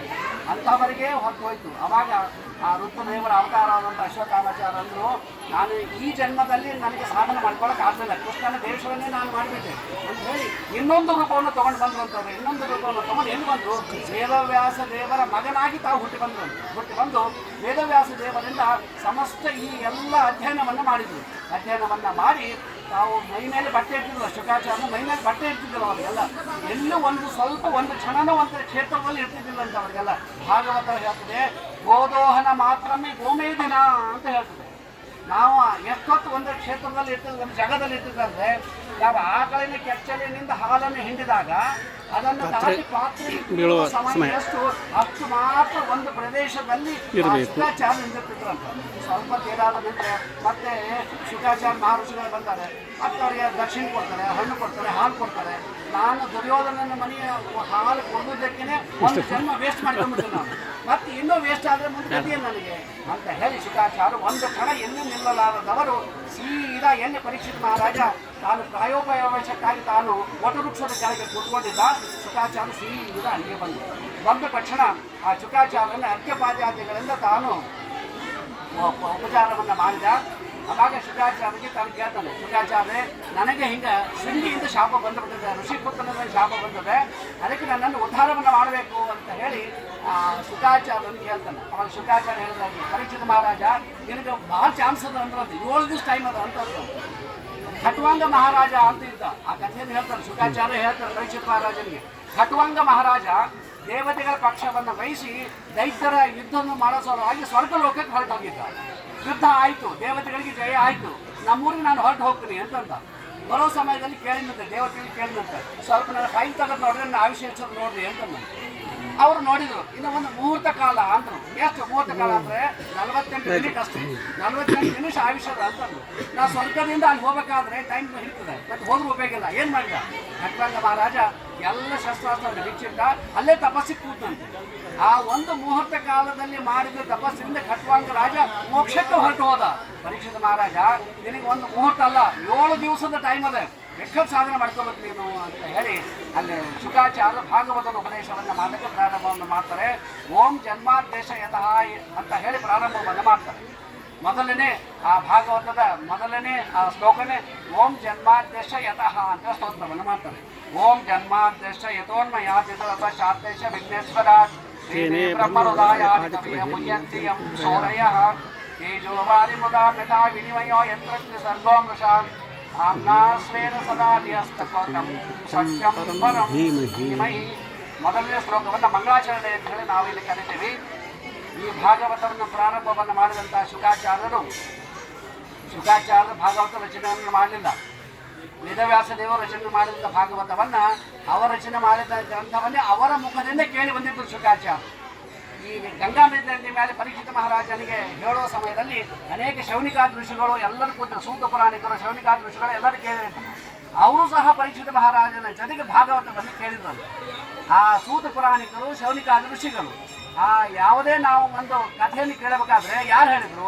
ಶೌನಿಕಾದಿ ಋಷಿಗಳು ಹೇಳಿದ್ರು, ಸೂತ ಪುರಾಣಿಕರ ಮುಂದೆ ಹೇಳಿದ್ರು ಅಂತ ಬರ್ತದೆ. ಸತ್ಯನಾರಾಯಣ ಕಥೆಯನ್ನು ಹಾಗೆ ಬರ್ತದೆ ಎಲ್ಲ. ಹಾಗಾಗಿ ಎಲ್ಲ ಪುರಾಣದ ಕಥೆಗಳನ್ನ ಮೊದಲು ನಮಗೆ ಹೇಳಿದ್ರು ಯಾರು ಅಂತಂದ್ರೆ ಶೌನಿಕಾದಿ ಋಷಿಗಳು. ಸೂತ ಪುರಾಣಿಕರು ಹೇಳಿದ್ರು, ಶೌನಿಕಾದಿ ಋಷಿಗಳು ಎಲ್ಲರೂ ಕೇಳಿದ್ರು ಅಂತ. ಅಲ್ಲಿ ಸೂತ ಪುರಾಣಿಕರು, ಶೌನಿಕಾದಿ ಋಷಿಗಳು ಕೂತಿದ್ರು. ಅವರೆಲ್ಲರೂ ಅವರು ಭಾಗವತವನ್ನು ಪ್ರಥಮವಾಗಿ ಪರೀಕ್ಷಿತ ಮಹಾರಾಜರ ಜೊತೆಗೆ ಶುಕಾಚಾರ್ಯ ಮುಖಾಂತರವಾಗಿ ಕೇಳಿದರು. ಇದು ಭಾಗವತ ಎಷ್ಟು ಶ್ರೇಷ್ಠವಾದಂತಹ ಗ್ರಂಥ ಅಂತ ಕೇಳಿದ್ರೆ ಭಾಗವತ ಹೇಳ್ತಾರೆ. ಇದು ಒಂದು ನಿಗಮ ಕಲ್ಪತರೋ ಗಣಿತಂ ಫಲಂ ಅಂತ ಹೇಳಿ ಭಾಗವತದ 3ನೇ ಶ್ಲೋಕದಲ್ಲಿ ಹೇಳ್ತಾರೆ. ಇದು ನಿಗಮ ಕಲ್ಪತರೋ ಗಣಿತಂ ಫಲಂ. ಇದು ಯಾವ ಹಣ್ಣು ಅಂತಂದ್ರೆ, ನಿಗಮ ಅಂದ್ರೆ ವೇದಗಳು, ವೇದಗಳನ್ನು ರಚನೆ ಮಾಡಿದಂತಹ ವೇದವ್ಯಾಸ ದೇವರೇ ನಮಗೆ ಕೊಟ್ಟಂತಹ ಹಣ್ಣು. ಇದು ಸಾಮಾನ್ಯ ಹಣ್ಣಲ್ಲ, ಇದಕ್ಕೆಲ್ಲ ಅದು ದೊಡ್ಡ ಗಿಡದ ಹಣ್ಣು. ಅವ್ರು ಕೊಟ್ಟರು ಅಂತೇಳಿ ನಾವು ತೊಗೊಳ್ತೀವಿ. ನಾವೆಲ್ಲ ಒಂದು ಎತ್ತರನೇ ಭಾಳ ಗಿಡ ಇತ್ತು, ಒಂದು ಚಲೋ ಹಣ್ಣು ಇತ್ತಂದ್ರೆ ನಾವೇನು ಮಾಡ್ತೀವಿ, ಹರ್ಕೊಳಕ್ಕೆ ನಮ್ಗೆ ಆಗೋದಿಲ್ಲ. ಆದರೆ ಆ ಹಣ್ಣನ್ನು ಎತ್ತರದ ಮೇಲೆ ವೇದವ್ಯಾಸ ದೇವರು ಇರಲಿಲ್ಲ. ಆ ಹಣ್ಣನ್ನು ತಾವು ಮಾಡಿ ಅದಕ್ಕೆ ಸಾಮರ್ಥ್ಯವನ್ನು ತುಂಬಿ ನಮ್ಮ ಕೈಯಲ್ಲಿ ಕೊಟ್ಟು ಹೋಗ್ಬಿಟ್ರು. ಅವರೆಲ್ಲ ನಮ್ಮ ಕೈಯಲ್ಲಿ ಕೊಟ್ಟರು. ಆ ಕೊಟ್ಟಂಥವ್ರು ಯಾರು? ನಿಗಮ ಕಲ್ಪತರೋರ್ ಗಣಿತಂ ಫಲಂ. ಅದು ಹಣ್ಣು ಎಂಥದ್ದು ಅಂದರೆ ಪಕ್ವವಾದಂಥ ಹಣ್ಣು ಕೊಟ್ಟರು. ಅದೇ ಭಾಗವತ ಅಂತ ತಿಳ್ಕೊಡ್ರಿ ಅಂತ. ಹೌದು, ವೇದವ್ಯಾಸ ದೇವರು ಕೊಟ್ರಲ್ಲ, ಅದು ಸಿಹಿ ಅದನ್ನು ಹುಳಿ ಅದನ್ನು ಗೊತ್ತಾಗಬೇಕಲ್ಲ. ಅದಕ್ಕೆ ಏನ್ ಮಾಡಿದ್ರು? ನಿಗಮ ಕಲ್ಪತರೋ ಗಣಿತಂ ಫಲಂ ಸುಖಮುಖಾದ್ ಅಮೃತ ದ್ರವ ಸಂಹಿತಂ. ಮೊದಲು ಅದನ್ನು ಶ್ರವಣ ಮಾಡಿದವರು ಯಾರು? ಶುಕಾಚಾರ್ಯ ಮಾಡಿದ್ರು. ನಾವು ಗಿಡದಲ್ಲಿ ಒಂದು ಮಾವಿನ ಗಿಡದಲ್ಲಿ ಒಂದು ಗಿಳಿ ಕಡದ ಹಣ್ಣು ಅಂತ ಇರ್ತದೆ, ಅದು ನಿಜವಾಗಿ ಹುಳಿ ಇರಂಗಿಲ್ಲ, ಸೀನ ಇರ್ತದೆ. ಹಾಗಾಗಿ ಆ ಶುಕಾಚಾರ್ಯರು ಮೊದಲು ಆ ಭಾಗವತವನ್ನ ಪಾನವನ್ನ ಮಾಡಿದ್ರು. ಆ ಹಣ್ಣನ್ನು ಅವರು ತಿಂದ್ರು. ಅವ್ರು ತಿಂದು ನೋಡಿ ರುಚಿ ನೋಡಿ ನಮಗೆ ಕೊಟ್ಟರು. ಅವರೆಲ್ಲ ಅವರು ರುಚಿ ನೋಡಿದ್ಮೇಲೆ ಅದು ಸರಿಯಾದದ್ದು ಏನು ಅಂತ ತಿಳ್ಕೊಬೇಕು. ಸಿಹಿ ಹಣ್ಣೆ ಅದೇನು ಅದು ಹುಳಿ ಇಲ್ಲ, ಏನೇನೇ ಇಲ್ಲ, ಅದಕ್ಕೆಲ್ಲ ಸಿಹಿಯಾದ ಹಣ್ಣನ್ನೇ ಆ ವೇದವ್ಯಾಸ ದೇವರು ನಮಗೆ ಕೊಟ್ಟರು. ಅದು ಪರೀಕ್ಷೆ ಮಾಡಿದರು, ಟೆಸ್ಟ್ ಮಾಡಿ ನೋಡಿದರು. ಆ ಶುಕಾಚಾರ್ಯ ನೋಡಿ ಗ್ಯಾರಂಟಿ ಅದು ಚಲೋ ಅದ ಅಂತ ಹೇಳಿ ನಮಗೆಲ್ಲ ಉಪದೇಶವನ್ನು ಮಾಡಿದರು. ಸುಖಮುಖರಾದ ಅಮೃತ ಸಂಹಿತಂ ಪಿಬತ ಭಾಗವತಂ ರಸಮಾಲಯಂ ಅಂತ ಹೇಳ್ತಾರೆ. ಅಲ್ಲ ಶ್ಲೋಕದಲ್ಲಿ ಹೇಳ್ತಾರೆ. ಭಾಗವತ ನಾವು ಎಲ್ಲಿ ತನಕ ಕೇಳಬೇಕು ಅಂತಂದ್ರೆ ರಸಂ ಆಲಯಂ ಅಂತ ಕೇಳಬೇಕಂತೆ. ರಸ ಅಂದ್ರೆ ಶ್ರವಣವನ್ನು ಮಾಡಬೇಕು, ನಮ್ಮ ಕಿವಿಯಿಂದ ಭಾಗವತ ಶ್ರವಣವನ್ನು ಮಾಡಬೇಕು. ಎಲ್ಲಿವರೆಗೂ? ಆಲಯಂ, ಮೋಕ್ಷದ ಪರ್ಯಂತರವರೆಗೂ ಕೇಳ್ಬೇಕಿದ್ದೀವಿ. ಕೆಲ ಏನ್ರಿ ಇನ್ನೂ ಒಂದು 6 ತಿಂಗಳ ನಂತರ ನಮ್ಮ ಭಾಗವತ ನಾವು ಮನ್ಯಾಗನ ಹೇಳ್ಸಿದ್ವಿ, ಕೇಳ್ಬೇಕು. ನಾವು ಈಗ ಯಾಕೆ ಕೇಳಬೇಕು ಅಂತ ಸರ್ವತಾ ಕೇಳಬಾರ್ದು ಅಂತ ಕೆಲ. ಎಲ್ಲಿವರೆಗೂ ನಮಗೆ ಬುದ್ಧಿ ತಿಳಿದಿಂದ ಪ್ರಾರಂಭವನ್ನು ಮಾಡಿಕೊಂಡು ಅದು ಬೇಡ ನಮಗೆಲ್ಲ. ನಾವು ಗರ್ಭಾವಸ್ಥೆಯಲ್ಲೇನೆ ಪ್ರಾರಂಭವನ್ನು ಮಾಡ್ಬೇಕಂತಿದ್ದೆಲ್ಲ. ಹಿಂದಿನ ಕಾಲದಲ್ಲಿ ಮನೆಯಲ್ಲಿ ಯಾರಾದ್ರೂ ಗರ್ಭಿಣಿ ಸ್ತ್ರೀಯರಿದ್ರೆ ಭಾಗವತಾದಿ ರಾಮಾಯಣ ಕಥೆಗಳನ್ನು ಹೇಳ್ತಿದ್ರೆ ಈಗೆಲ್ಲ ಹೊರಟೋಗಿದೆ ಅದಕ್ಕೆಲ್ಲ. ಮತ್ತೆ ಭಾಗವತಾದಿ ಕೇಳ್ತಾರೆ ಅಂದ್ರೆ ಗರ್ಭದಲ್ಲಿಂದ ಪ್ರಾರಂಭವನ್ನು ಮಾಡಿಕೊಂಡು ಮೋಕ್ಷದ ಪರ್ಯಂತರವಾಗಿ ಭಾಗವತ ರಸಮಾಲಯಂ ಅಂತ ಹೇಳಿ ಭಾಗವತವನ್ನೇ ಅದಕ್ಕೆ ಫಲವನ್ನು ಹೇಳ್ತಾರೆ. ಎಲ್ಲಿವರೆಗೆ ಕೇಳಬೇಕು? ಅನಂತ ಕಾಲದವರೆಗೆ ಕೇಳಬೇಕು. ಹೇಳಿದ್ದೆ ಕೇಳಬೇಕಂತೆ. ಅದು ಒಂದ್ಸಲ ಕೇಳಿದ್ವಿ ಅದು ಅಲ್ಲದು. ನಾವು ಅನ್ನವನ್ನು ಊಟ ಒಂದು ಹಣ್ಣನ್ನು ತಿಂತೀವಿ ನಾವೆಲ್ಲ. ಒಂದು ಸಲ ಮಾವಿನ ಹಣ್ಣನ್ನು ರಸ ಚೀಪಿ ಒಳಗ್ಬಿಡ್ತೀವಿ ಹಣ್ಣು ನಾವೆಲ್ಲ. ಅದು ಹಣ್ಣಾಗಿ ಅದು ಬಟ್ಟ ಪೂರ ಸಾಪಾಗದಲ್ಲಿ ಬಿಡಂಗಿಲ್ಲ, ತಿಂತೀವಲ್ಲ. ಅದರಂತೆ ಭಾಗವತವನ್ನು ನಿರಂತರವಾಗಿ ಕೇಳಬೇಕು. ಎಲ್ಲಿವರೆಗೂ? ಮೋಕ್ಷದ ಪರ್ಯಂತರವಾಗಿ ಕೇಳಬೇಕಂತ. ರಸಮಾಲಯಂ ಮೋರೋ ರಸಿಗಾಹ ಭೂಮಿಭಾಗಕ ಅಂತ ಹೇಳಿ ಭಾಗವತದ ಈ ಫಲವನ್ನು ನಮಗೆ ತೋರಿಸ್ಕೊಡ್ತಾರೆ. ಆ ವೇದವ್ಯಾಸ ದೇವ ರಚನೆ ಮಾಡಿದಂಥ ಈ ಭಾಗವತ ಓಂ ಜನ್ಮಾದ್ಯಶ ಯತಃ ಅಂತ ಹೇಳಿ ಮೊದಲು ಪ್ರಾರಂಭ ಮಾಡಿದ್ರು. ಜನ್ಮಾದ್ಯಶ ಯಥೋನ್ಮಯಾತ್ ಇತರತಃ. ಮೊದಲನೇ ಶಬ್ದ ಯಾವುದು? ಓಂ ಜನ್ಮಾದ್ಯಶ ಯತಃ. ಈ ವೇದವ್ಯಾಸ ದೇವ ರಚನೆ ಮಾಡಿದಂಥ ಬ್ರಹ್ಮಸೂತ್ರಗಳವ. ಆ ಬ್ರಹ್ಮಸೂತ್ರಗಳಿಗೇನೆ ಭಾಷ್ಯವನ್ನು ಶ್ರೀಮದಾಚಾರ್ಯ ಬರೆದ್ರು. ಅದೇ ಭಾಷ್ಯವನ್ನೇ ನಮ್ಗೆ ತಿಳಿದಿಲ್ಲ ಅಂತೇಳಿ ಟೀಕಾಕೃತ್ಪಾದರು ಸುಧಾ ಗ್ರಂಥವನ್ನು ರಚನೆಯನ್ನು ಮಾಡಿದ್ರು. ಅದು ನಮಗೆ ತಿಳಿಲಿಲ್ಲ ಅಂಥೇಳಿ ರಘೋತ್ತಮರಂಥ ಮಹಾನುಭಾವರು ಭಾವಬೋಧವನ್ನು ಮಾಡಿದ್ರು. ಅದು ನಮಗೆ ತಿಳಿಲಿಲ್ಲ ಅಂತ ರಾಯರು ಪರಿಮಳವನ್ನು ನಮಗೆ ಮಾಡಿಕೊಟ್ರು. ಹಾಗಾಗಿ ಅದರ ವಿಶೇಷ ಅರ್ಥವನ್ನು ಬರಿತಾ ಹೋದರು. ಅದು ನಮಗೆ ತಿಳಿಲಾರ್ದಂಗೆ ಆಯಿತು ನಮಗೆಲ್ಲ. ಆದರೆ ನಮ್ಮ ಜಗನ್ನಾಥದಾಸರು ಏನು ಮಾಡಿದರು? ಅದೇ ಭಾಗವತದ ಸಂಪೂರ್ಣ ಕಥೆಯನ್ನೇ ಸರಳವಾಗಿ ಸಾಮಾನ್ಯರಿಗೆ ತಿಳಿಯುವಂತೆ ಹರಿಕಥಾಮೃತ ಸಾರವನ್ನು ನಮಗೆ ರಚನೆಯನ್ನು ಮಾಡಿಕೊಟ್ರು. ಸಮಸ್ತ ಈ ಎಲ್ಲ ವೇದರಾಶಿಗಳ ಅರ್ಥವನ್ನು ಸರಿಯಾಗಿ ನಮಗೆ ಮಾಡಿಕೊಟ್ರು. ಅದು ಮೇಲ್ನೋಟಕ್ಕೆ ನಮಗೆ ಕನ್ನಡದಲ್ಲಿದೆ ಅಂತ ನಮ್ಗೆ ಅನಿಸ್ತದೆ. ಸರ್ವಥಾದ ಕನ್ನಡದಲ್ಲಿಲ್ಲ. ಅದೆಲ್ಲ ನಮಗೆ ಆಡೋ ಭಾಷೆಯಲ್ಲಿ ಇರೋದಕ್ಕೆ ನಾವು ಕನ್ನಡ ಅಂತ ನಾವು ಅಂತೀವಿ ಅದಕ್ಕೆಲ್ಲ. ಆದರೆ ಸಮಗ್ರ ವೇದರಾಶಿಗಳನ್ನು ಜಗನ್ನಾಥದಾಸರು ನಮಗೆ ತುಂಬಿಕೊಟ್ಟರು. ಸಾಮಾನ್ಯರು ಇದನ್ನು ನಿಮಗೆ ಓದಲಿಕ್ಕೆ ಅಧಿಕಾರ ಇದೆ ಅಂತ ಹೇಳಿದ್ರು. ಆದರೆ ಭಾಗವತವನ್ನು ನಾವು ಓದಬೇಕಾಗಿತ್ತಂದ್ರೆ, ಅದನ್ನು ಕೇಳಬೇಕಾಗಿತ್ತಂದ್ರೆ ಅದಕ್ಕೆ ಮುಖ್ಯವಾಗಿ ನಮಗೇನು ಬೇಕಾದರೆ ಧರ್ಮ ಪ್ರೋಜನ ಕೈತ ಓದ್ರ ಬರಬೋ ನಿರ್ಮತ್ಸ ರಾಣಾಂಸಧಾಮ ಅಂತ ಹೇಳ್ತಾರೆ. ಭಾಗವತವನ್ನು ಹೇಳಬೇಕು ಕೇಳಬೇಕಾಗಿತ್ತಂದ್ರೆ ಮಾತ್ಸರ ಇರಬಾರದು. ನಿರ್ಮತ್ಸರಾದವರೇ, ಮಾತ್ಸರ ಇರಲಾರ್ದವರೇ ಭಾಗವತವನ್ನು ಹೇಳಬೇಕು, ಭಾಗವತವನ್ನು ಕೇಳಬೇಕಂತೆ. ಮತ್ತೆ ಹಂಗೆ ನೋಡಿದ್ರೆ ನಾವು ಯಾರು ಹೇಳೋರು ಕೇಳೋದು ಯಾರು ಸಂಬಂಧನೇ ಇಲ್ಲ ನಾವೆಲ್ಲ ಅದಕ್ಕೆಲ್ಲ. ಆದರೂ ಸಹ ಭಗವಂತನ ಕಥೆ ಅಂತ ಹೇಳಿ ನಾವು ಚಿಂತನೆಯನ್ನು ಮಾಡಬೇಕು ಅಂತ ಹೇಳಿ ನಮ್ಗೆ ತೋರಿಸ್ತಾರೆ. ಆ ವೇದವ್ಯಾಸದೇವರು ರಚನೆ ಮಾಡಿದಂಥ ಬ್ರಹ್ಮಸೂತ್ರಗಳೇನವಲ್ಲ, ಬ್ರಹ್ಮಸೂತ್ರದಲ್ಲಿ ಮೊದಲನೇ ಸೂತ್ರ ಓಂ ಜನ್ಮಾದ್ಯಶ ಯತಃ ಅಂತೇಳಿ ಮೊದಲನೇ ಸೂತ್ರ. ಆ ಬ್ರಹ್ಮಸೂತ್ರದ ಮೊದಲನೇ ಸೂತ್ರವನ್ನ ಓಂ ಜನ್ಮಾದ್ಯಶ ಯತಃ ಅನ್ವಯಾತ್ ಅಂತ ಹೇಳಿ ವೇದವ್ಯಾಸ ದೇವರು ಭಾಗವತ ಮೊದಲನೇ ಶ್ಲೋಕದಲ್ಲಿ ಇಟ್ಕೊಂಡಾರೆ. ಬ್ರಹ್ಮಸೂತ್ರ ಭಾಷಾ ಸುಧಾ ಗ್ರಂಥ ನಮ್ಗೆ ಓದಕ್ಕೆ ಆಗೋದಿಲ್ಲ, ಅದು ಬೇಡ. ಭಾಗವತವನ್ನಾದ್ರೂ ಕೇಳ್ರಿ. ಭಾಗವತವನ್ನು ಕೇಳಿಬಿಟ್ರೆ ಅದು ಬ್ರಹ್ಮಸೂತ್ರ ಭಾಷ್ಯದ ಅರ್ಥವನ್ನು ಹೇಳ್ತಕ್ಕಂಥದ್ದು ಭಾಗವತ ಅಂತ ಹೇಳಿ ತಿಳಿಸುವ ಸಲುವಾಗಿ ವೇದವ್ಯಾಸ ದೇವರು ಬ್ರಹ್ಮಸೂತ್ರದ ಮೊದಲನೇ ಸೂತ್ರವನ್ನು ನಮಗೆ ಶ್ಲೋಕದಲ್ಲಿ ನಮಗೆ ತಿಳಿಸಿಕೊಟ್ರು. ಮತ್ತು ಅಷ್ಟೇ ಅಲ್ಲ, ಮುಂದೆ ಏನಾಗ್ತದೆ ಮುಂದೆ ಇದರಲ್ಲಿ ಸತ್ಯಂ ಪರಂ ಧೀಮಹಿ ಅಂತೇಳಿ ಶ್ಲೋಕದಲ್ಲಿ ಕೊನೆಗೆ ಬರ್ತದೆ. ಧೀಮಹಿ ಶಬ್ದ ಯಾವುದು ಅಂದರೆ ಗಾಯತ್ರಿ ಮಂತ್ರದ ಅರ್ಥ ಅಂತ ಅರ್ಥ.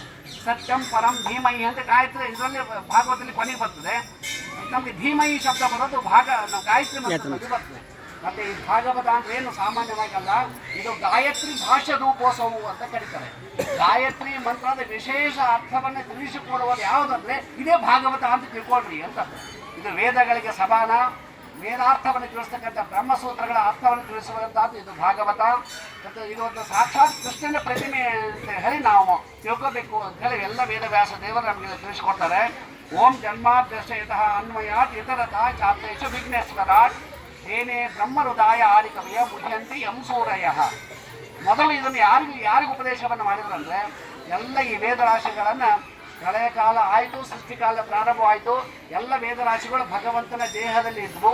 ಅದನ್ನು ಮೊದಲು ಯಾರಿಗೂ ಉಪದೇಶ ಮಾಡಿದ್ರು? ಬ್ರಹ್ಮದೇವರಿಗೆ ಉಪದೇಶವನ್ನು ಮಾಡಿದ್ರು. ಬ್ರಹ್ಮದೇವರಿಗೆ ಮೊದಲು ಉಪದೇಶ ಮಾಡಿದ್ರು. ಹಾಗಾಗಿ ಬ್ರಹ್ಮದೇವರಿಗೆ ಆದಿಕವಿಗಳು ಅಂತ ಕರೀತಾರೆ. ಬ್ರಹ್ಮದೇವರಿಗೆ ಉಪದೇಶವನ್ನು ಮಾಡಿ ಸೃಷ್ಟಿಯನ್ನು ಮಾಡುವ ಅಂತೇಳಿ ಎಲ್ಲ ಕಡೆಗೆ ಹೇಳಿದರು. ಸೃಷ್ಟಿಯನ್ನು ಮಾಡಬೇಕಾಗಿತ್ತಂದ್ರೆ ಬ್ರಹ್ಮದೇವರು ಕೇಳಿದ್ರು, ನಮಗೆ ಮೊದಲೇನು ಬೇಕು? ಭೂಮಿ ಬೇಕು, ನಮಗೆಲ್ಲ ಭೂಮಿ ಬೇಕು, ಭೂಮಿ ಸೃಷ್ಟಿ ಮಾಡಿಕೊಡು ಅಂತ ಕೇಳಿದ್ರು. ಭಗವಂತನಿಗೆ ಕೇಳಿದ್ರು. ಬರೀ ಭೂಮಿ ಆದರೂ ಸಾಲದು, ಜೀವರಾಶಿಗಳಲ್ಲಿ ಬೇಕು ನನಗೆಲ್ಲ. ಮತ್ತೆ ಜೀವರಾಶಿಗಳಿಗೆ ಉಪದೇಶವನ್ನು ಮಾಡಿ ನಾನೆಲ್ಲ ಉದ್ಧಾರ ಮಾಡಬೇಕಲ್ಲ ಅದಕ್ಕೆಲ್ಲ. ಹಾಗಾಗಿ ಜೀವರಾಶಿಗಳನ್ನು ಕೊಡು ಅಂತ ಕೇಳಿದ್ರು. ಮತ್ತೆ ಬರೇ ಜೀವರಾಶಿಗಳು ಆದರೂ ಸಾಲದು, ಮತ್ತು ಜೀವರಾಶಿಗಳಿಗೆ ಕುಡಿಲಿಕ್ಕೆ, ಆಹಾರ ಬೆಳಲಿಕ್ಕೆ ನೀರು ಬೇಕಲ್ಲ, ಅದನ್ನು ಸೃಷ್ಟಿಯನ್ನು ಮಾಡಿಕೊಡು ಅಂತ ಹೇಳಿ ಬ್ರಹ್ಮದೇವರು ಭಗವಂತನನ್ನು ಕೇಳಿದ್ರಂತೆ. ಅದನ್ನೇ 3 ರೀತಿಯಾದಂತಹ ಸೃಷ್ಟಿಯನ್ನ ದೇವರು ದಾನ ಮಾಡಿದ.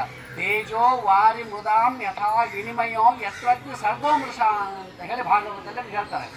ಮೊದಲು ತನ್ನನ್ನೇ ತಾನು ಸೃಷ್ಟಿಯನ್ನು ದೇವರು ಮಾಡಿಕೊಂಡಂತೆ. ನಾರಾಯಣ ರೂಪದಿಂದ ತಾನಿದ್ದ. ಪ್ರದ್ಯುಮ್ನ, ಸಂಕರ್ಷಣ, ಅನಿರುದ್ಧ, ವಾಸುದೇವ ಅಂತೇಳಿ ಅನಂತ ರೂಪಗಳನ್ನು ತಾನು ತಗೊಂಡ. ಅದನ್ನೇ ತೇಜಸ್ಸಿನ ಸೃಷ್ಟಿ ಅಂತ ಕರೀತಾರೆ. ತೇಜಸ್ಸಿನ ಸೃಷ್ಟಿ ಅಂದರೆ ಭಗವಂತ ತನ್ನೇ ಅನಂತ ರೂಪಗಳನ್ನು ತಾನು ತಗೊಂಡ. ಭಗವಂತನಿಗೆ ರೂಪಗಳೆಷ್ಟು ನಾವು ಇದು ಹೇಳ್ತೀವಿ, ನಾವೆಲ್ಲ ದೇಶವಾದ ನಾಮಗಳನ್ನು ಹೇಳ್ತೀವಿ, 24 ಅಂತ ಹೇಳ್ತೀವಿ. ನಾವು 10 ಅವತಾರಗಳು ಅಂತೇಳಿ ದಶಾವತಾರ ಅಂತ ನಾವು ಹೇಳ್ತೀವಿ. ಭಗವಂತನಿಗೆ 10 ಅಲ್ಲ, 24 ಅಲ್ಲ. ಭಗವಂತನ ಅವತಾರಗಳೆಷ್ಟು ಅಂತಂದರೆ ಅನಂತ ಅವತಾರಗಳು ಅಂತ ತಿಳ್ಕೊಬೇಕು ನಾವೆಲ್ಲ. ಇನ್ಫೈನೈಟ್ ಅವತಾರಗಳು ಭಗವಂತನಲ್ಲಿ. ಪ್ರತಿಯೊಬ್ಬ ಜೀವರಾಶಿಯ ಒಳಗಡೆ ದೇವರಿದ್ದಾನೆ.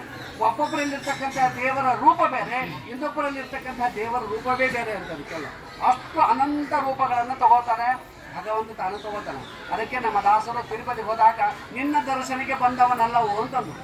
ಯಾಕಂದರೆ ಎಲ್ಲ ಕಡೆಗೂ ಭಗವಂತ ಇರ್ತಾನೆ ಅಂತೇಳಿ ಚಿಂತನೆ ಮಾಡುವಂತಹ ಜ್ಞಾನಿಗಳಿಗೆ ಇದು ದೇವಸ್ಥಾನದಲ್ಲಿ ಮಾತ್ರ ದೇವರು ಇರ್ತಾನೆ ಅಂತ ಹೆಂಗಾಯ್ತು? ದೇವರಿಗೆ ಏನು ಮಾಡಿದ್ರು? ಒಂದು ಸೀಮಿತವಾದಂಥ ಜಾಗ ಮಾಡಿ ಕೂಡಿಸಿಬಿಡ್ತೀವಿ ಅಂತ ಅರ್ಥ ಆಯಿತು. ನಾವು ಮನೇಲಿ ಹಾಗೆ ಮಾಡಿರ್ತೀವಿ ನಾವೆಲ್ಲ. ನಮಗೆಲ್ಲ 3 BHK 4 BHK ಮಾಡ್ಕೊಳ್ತೀವಿ. ದೇವರಿಗೆ ಸಣ್ಣ ಮಾಡಿ ಮಾಡ್ಕೊಡ್ತೀವಿ. ಆ ಸಂಪೂರ್ಣ ಮನೆಯೇ ದೇವರ ಮನೆ ಅಂತ ಕಲ್ಪನೆ ನಮಗೆ ಬರೋಂಗಿಲ್ಲ. ನಾವು ದೇವರ ಮನೆ ನೋಡ್ತೀವಲ್ಲ, ಅದು ಅಷ್ಟೇ ದೇವರ ಮನೆ ಅಂತ ನಾವು ತಿಳ್ಕೊತೀವಿ. ಅದು ಸಂಪೂರ್ಣ ಮನೆಯೇ ದೇವರ ಮನೆ ಅಂತ ಅನ್ಬೇಕು. ಸಮಸ್ತ ಈ ಬ್ರಹ್ಮಾಂಡವೇ ದೇವರ ಮನೆ ಅಂತ ನಾವು ತಿಳ್ಕೋಬೇಕು. ಹಾಗೆ ನಮಗೆ ಅನುಸಂಧಾನ ಬರಬೇಕಾಗಿದೆ. ಅನಂತ ಜನ್ಮಗಳು ಬರಬೇಕು ನಮಗೆಲ್ಲ. ನಾವು ಏನೇ ಹಂಗೆ ಅಂದ್ಕೊಂಡಿಲ್ಲ, ನಾವು ತಪ್ಪಾಯಿತು ಅಂತ ಅನ್ಕೋಬಾರ್ದು. ನಮಗೆಲ್ಲ ಅನಂತ ಜನ್ಮಗಳ ಸಾಧನೆಯಿಂದ ಎಲ್ಲ ಕಡೆಗೂ ಭಗವಂತ ಇರ್ತಾನೆ, ಎಲ್ಲರಲ್ಲಿ ಭಗವಂತ ಇರ್ತಾನೆ ಅಂತೇಳಿ ಅನುಸಂಧಾನ ನಮಗೆ ಬರಬೇಕು. ಆದರೆ ಅವರು ದಾಸರು ಅಂತಾರೆ, ನಾನು ಯಾಕೆ ಇಲ್ಲಿ ಬಂದೆ ಅಂತಂದರೆ ನಿನ್ನ ನೋಡೋ ಸಲುವಾಗಿ ಬರಲಿಲ್ಲ. ಎಲ್ಲ ಕಡೆಗೂ ನೀನಿದ್ದೆ, ನಿನ್ನ ನೋಡ್ತಿದ್ದೆ. ಆದರೆ ನಾನು ನಿನ್ನ ದರ್ಶನವನ್ನು ಮಾಡಿಬಿಟ್ರೆ ಒಂದು ರೂಪದ ದರ್ಶನ ಅಂತ ಆಗ್ತದೆ. ಆದರೆ ನಿನ್ನನ್ನು ನೋಡೋ ಸಲುವಾಗಿ ಅನಂತ ಜನ ಭಕ್ತರು ಬರ್ತಾರಲ್ಲ, ಅವ್ರ ಒಳಗಡೆ ಇರ್ತಕ್ಕಂಥ ಅನಂತ ರೂಪಗಳನ್ನು ನೋಡ್ಲಿಕ್ಕೆ ಬಂದೆ ನಾನು ಅಂತ ಹೇಳ್ತಾರೆ. ಅದಕ್ಕೆ ನಿನ್ನ ದರ್ಶನಕ್ಕೆ ಬಂದವನಲ್ಲವೋ ಅಂತ ಹೇಳಿ ಅವ್ರು ದಾಸರ ಸ್ತೋತ್ರವನ್ನು ಮಾಡಬೇಕಾಗಿತ್ತಂದರೆ, ಮತ್ತು ತಿರುಪತಿಗೆ ಹೋಗಿ ನಿನ್ನ ದರ್ಶನಕ್ಕೆ ಬಂದಿಲ್ಲ ಅಂದ್ರೆ ಅರ್ಥ ಏನು ಹೇಳ್ತಾರೆ ಇವರು? ಹಿಂಗೆ ನಾವು ಏನು ತಲೆ ಕೆಟ್ಟದ್ರು ಅಂತ ತಿಳ್ಕೊತೀವಿ. ಆದರೆ ಒಳಗಿನ ಅರ್ಥ ಹಾಗಿರ್ತದೆ. ಭಗವಂತ ಅನಂತ ರೂಪದಲ್ಲಿರ್ತಾನೆ. ಆದರೆ ಮೊದಲು ನಾನು ಪ್ರದ್ಯುಮ್ನ, ಸಂಕರ್ಷಣ, ಅನಿರುದ್ಧ, ವಾಸುದೇವ ರೂಪವನ್ನು ತಾನು ತಗೊಂಡ. ಅದನ್ನೇ ತೇಜಸ್ಸಿನ ಸೃಷ್ಟಿ ಅಂತ ಕರೀತಾರೆ. ಇದು ದೃಷ್ಟಾಂತವನ್ನು ಕೊಡ್ತಾರೆ. ಒಂದು ದೀಪ ಇರ್ತದೆ, ಆ ದೀಪದಿಂದ ಇನ್ನೊಂದು ದೀಪವನ್ನು ಹಚ್ಚಿದಾಗ ಮೊದಲನೇ ದೀಪದಲ್ಲಿರ್ತಕ್ಕಂತಹ ಬೆಳಕಿಗೆ ಯಾವ ಕುಂದುಕೊರತೆಗಳು ಬರುವುದಿಲ್ಲ, ಇನ್ನೊಂದು ದೀಪ ಆಗ್ತದೆ.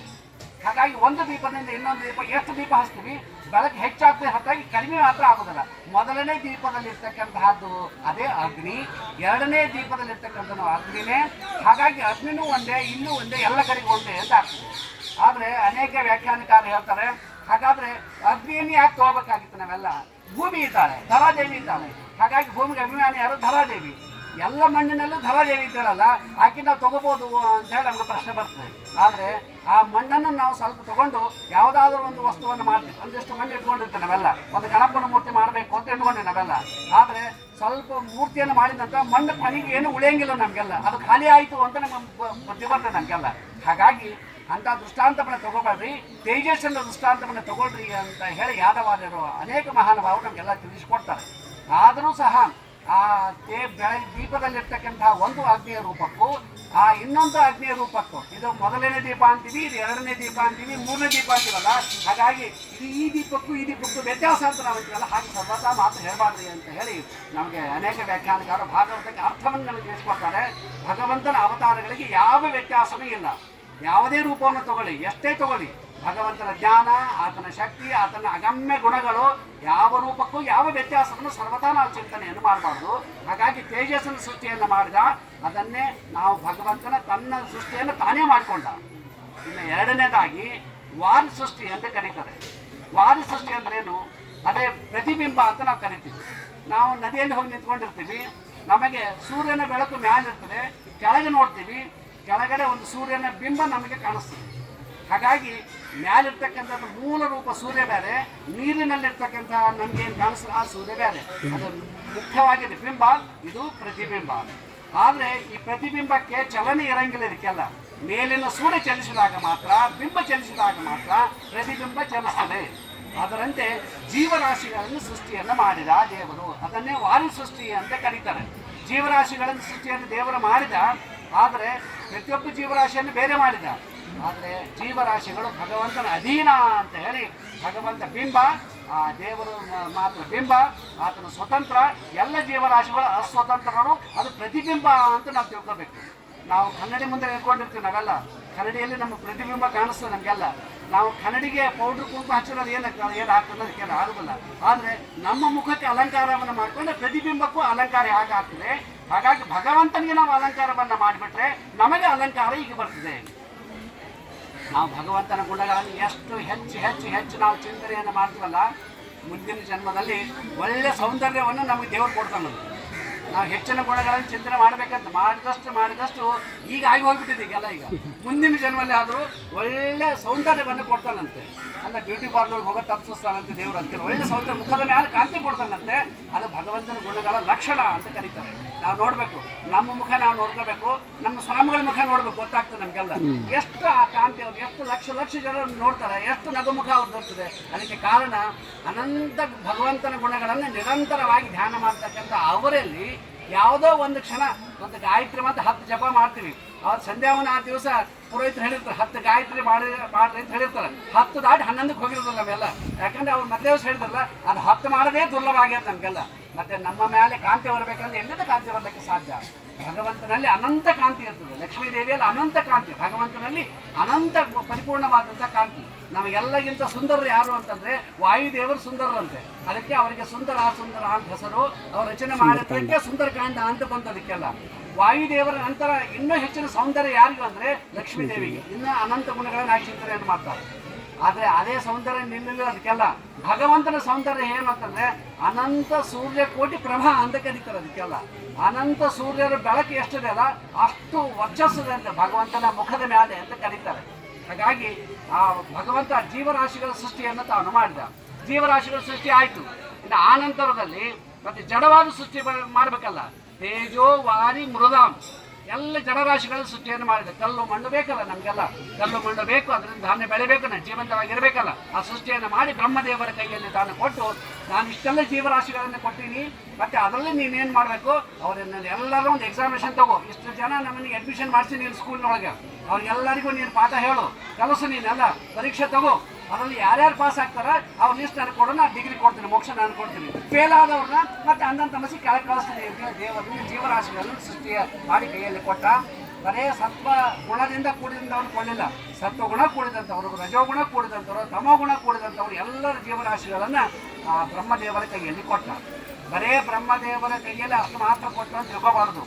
ಯಾವ್ಯಾವ ಜೀವರಾಶಿಗಳನ್ನು ತಾನು ಸೃಷ್ಟಿಯನ್ನು ಮಾಡಿದ ಭಗವಂತ ಆ ಜೀವರಾಶಿಯಲ್ಲಿ ತಾನು ಪ್ರವೇಶವನ್ನು ಮಾಡಿದ ಅಂತ ಹೇಳಿ ಭಾಗವತ ನಮಗೆ ಎಚ್ಚರಿಕೆಯನ್ನು ಕೊಡ್ತೀವಿ. ನಮಗೂ ಸೃಷ್ಟಿಯನ್ನು ಮಾಡ್ತೀವಿ. ಅನೇಕ ವ್ಯಾಖ್ಯಾನಕಾರರು ಹೇಳ್ತಾರೆ. ಮತ್ತೆ ದೇವರು ಸೃಷ್ಟಿ ಮಾಡ್ತಾರೆ. ಯಾಕಂದ್ರೆ ಜೀವ ಅನಾದಿ ನಿತ್ಯ, ದೇವರ ಅನಾದಿ ನಿತ್ಯ, ವೇದಗಳು ಅನಾದಿ ನಿತ್ಯ. ನಾವೆಲ್ಲ ಅನಾದಿ ನಿತ್ಯ ಇದ್ದೀವಲ್ಲ ನಾವು, ಮತ್ತು ದೇವರಿಗೆ ನಮಗೇನು ವ್ಯತ್ಯಾಸ? ನಾವು ದೇವರಲ್ಲ ಅಂತ ನಮಗೆ ಪ್ರಶ್ನೆ ಬರ್ತದೆ. ಆದರೆ ನಾವು ಮಕ್ಕಳನ್ನು ಪಡಿತೀವಲ್ಲ, ನಾವು ಸೃಷ್ಟಿ ಮಾಡ್ತೀವಿ. ದೇವರು ಸೃಷ್ಟಿಯನ್ನು ಮಾಡಿದ, ಅದು ಮಕ್ಕಳನ್ನು ಪಡೆದ, ಮತ್ತು ನಮಗೆ ಆತನಿಗೆ ಏನು ವ್ಯತ್ಯಾಸ ಅಂತ ನಮಗನ್ನಿಸ್ತದೆ.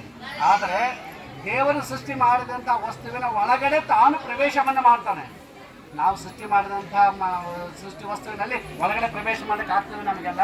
ಹಾಗಾಗಿ ಎಂದೆಂದೂ ಜೀವರಾಶಿಗಳು ಭಗವಂತ ಒಂದು ಆಗೋಕ್ಕೆ ಸರ್ವತಾ ಸಾಧ್ಯ ಇಲ್ಲ ಅಂತ ಹೇಳಿ ನಾವು ಚಿಂತನೆಯನ್ನು ಮಾಡಬೇಕು ಅಂತ ಹೇಳಿ ಭಾಗವತಕಾರ ನಮಗೆ ಎಚ್ಚರಿಕೆಯನ್ನು ಕೊಡ್ತಾರೆ. ಅಂತಹ ಭಾಗವತದ ಶ್ರವಣವನ್ನು ನಾವು ಇವತ್ತಿನ ದಿವಸ ಅದು ಮೊದಲನೇ ಶ್ಲೋಕ ಓಂ ಜನ್ಮಾದ್ಯಶ ಯತಃ ಅಂತೇಳಿ ಮೊದಲನೇ ಶ್ಲೋಕ ಏನಿದೆಯಲ್ಲ, ಆ ಶ್ಲೋಕವನ್ನು ನಾವು ಇಂತಹ ಶುಕ ಸ್ಥಳದಲ್ಲಿ ಶುಕಾಚಾರ ಸಾಕ್ಷಾತ್ತಾಗಿ ಉಪದೇಶವನ್ನು ಮಾಡಿದಂತಹ ಈ ಸ್ಥಳದಲ್ಲಿ ಪರೀಕ್ಷಿತ ಮಹಾರಾಜ ಎಲ್ಲವನ್ನು ಸರ್ವಸಂಗ ಪರಿತ್ಯಾಗವನ್ನು ಮಾಡಿ ಕೂತಿದ್ದ. ಆ ಸ್ಥಳದಲ್ಲಿ ನಾವು ಒಂದು ಶ್ಲೋಕದ ಭಾಗವತ ಚಿಂತನೆಯನ್ನು ಮಾಡಿದರೂ ಅದು ಅನಂತ ಪುಣ್ಯವನ್ನು ಕೊಡ್ತದಂತೆ. ನಮ್ಮೂರಾಗ ನಾವು ಕೇಳಿರ್ತೀವಿ ಭಾಗವತ, ಇಲ್ಲೇ ಕೇಳಬೇಕ್ರಿ ನಾವು ಅಂತ ಅನ್ಬಾರ್ದು. ಅಲ್ಲಿ ಕೇಳೋದೇ ಬೇರೆ, ಇಲ್ಲಿ ಕೇಳೋದೇ ಬೇರೆ. ಒಂದು ಭಾಗವತ ಒಂದು ಶಬ್ದವನ್ನು ಕೇಳಬೇಕಂತೆ. ನಾವು ಪ್ರತಿ ದಿವಸ ನಾವು ಒಂದು ಶಬ್ದವನ್ನಾದರೂ ಒಂದು ಶ್ಲೋಕವನ್ನಾದರೂ ಭಾಗವತವನ್ನು ಕೇಳಬೇಕಂತೆ. ಒಂದು ಶ್ಲೋಕ ಆಗಲಿಲ್ಲ ಬ್ಯಾಡ್ರಿ ಅಂತಾರೆ, ಅರ್ಧ ಶ್ಲೋಕ ಆದರೂ ಕೇಳ್ರಿ ಅಂತಾರೆ. ಅದು ಕೇಳೋದಾಗಲಿಲ್ಲ ನಮಗೆಲ್ಲ, ಒಂದು ಶಬ್ದವನ್ನಾದರೂ ಕೇಳ್ರಿ ಅಂತಾರೆ. ಆ ಒಂದು ಶಬ್ದವನ್ನು ಕೇಳೋದು ಬೇಡ, ಒಂದು ಶಬ್ದವನ್ನ ಇನ್ನೊಬ್ರು ಹೇಳುತ್ತಾರಲ್ಲ ಅದನ್ನು ಕಿವಿಯಿಂದ ಕೇಳ್ಬಿಟ್ಟು ಸಾಕು ನಿಮ್ಗೆ ಪುಣ್ಯ ಬರ್ತದೆ ಅಂತ ಹೇಳ್ತಾರೆ. ಅಷ್ಟು ಪರಮ ಪವಿತ್ರವಾದಂಥದ್ದು ಇದು ಭಾಗವತ. ಇಂಥ ಭಾಗವತದ ಕಿಂಚಿತ್ ಶ್ರವಣವನ್ನ ನಾವು ಇಲ್ಲಿ ಇದೆಲ್ಲ ಒಟವೃಕ್ಷ ಇದೆಲ್ಲ ಇದ್ರ ಕೆಳಗಡೆನೆ ಆ ಪರೀಕ್ಷಿತ ಮಹಾರಾಜ ಕೂತಿದ್ದ, ಶುಕಾಚಾರ್ಯ ಬಂದು ಇದು ಗಿಡದ ಕೆಳಗೆ ಕೂತು ಈ ಭಾಗವತ ಉಪದೇಶವನ್ನು ಮಾಡಿದಂತಹ ಮಹಾನುಭಾವರು. ಇಂಥ ಪುಣ್ಯ ಕ್ಷಣದಲ್ಲಿ ನಾವು ಬಂದೀವಿ ಅಂತಂದ್ರೆ ಎಷ್ಟೋ ನಮ್ಮ ಜನ್ಮಾಂತರದ ಪುಣ್ಯ ಅಂತ ತಿಳ್ಕೊಬೇಕು ನಾವೆಲ್ಲ. ಎಷ್ಟೋ ಜನ್ಮಾಂತರದ ಪುಣ್ಯ.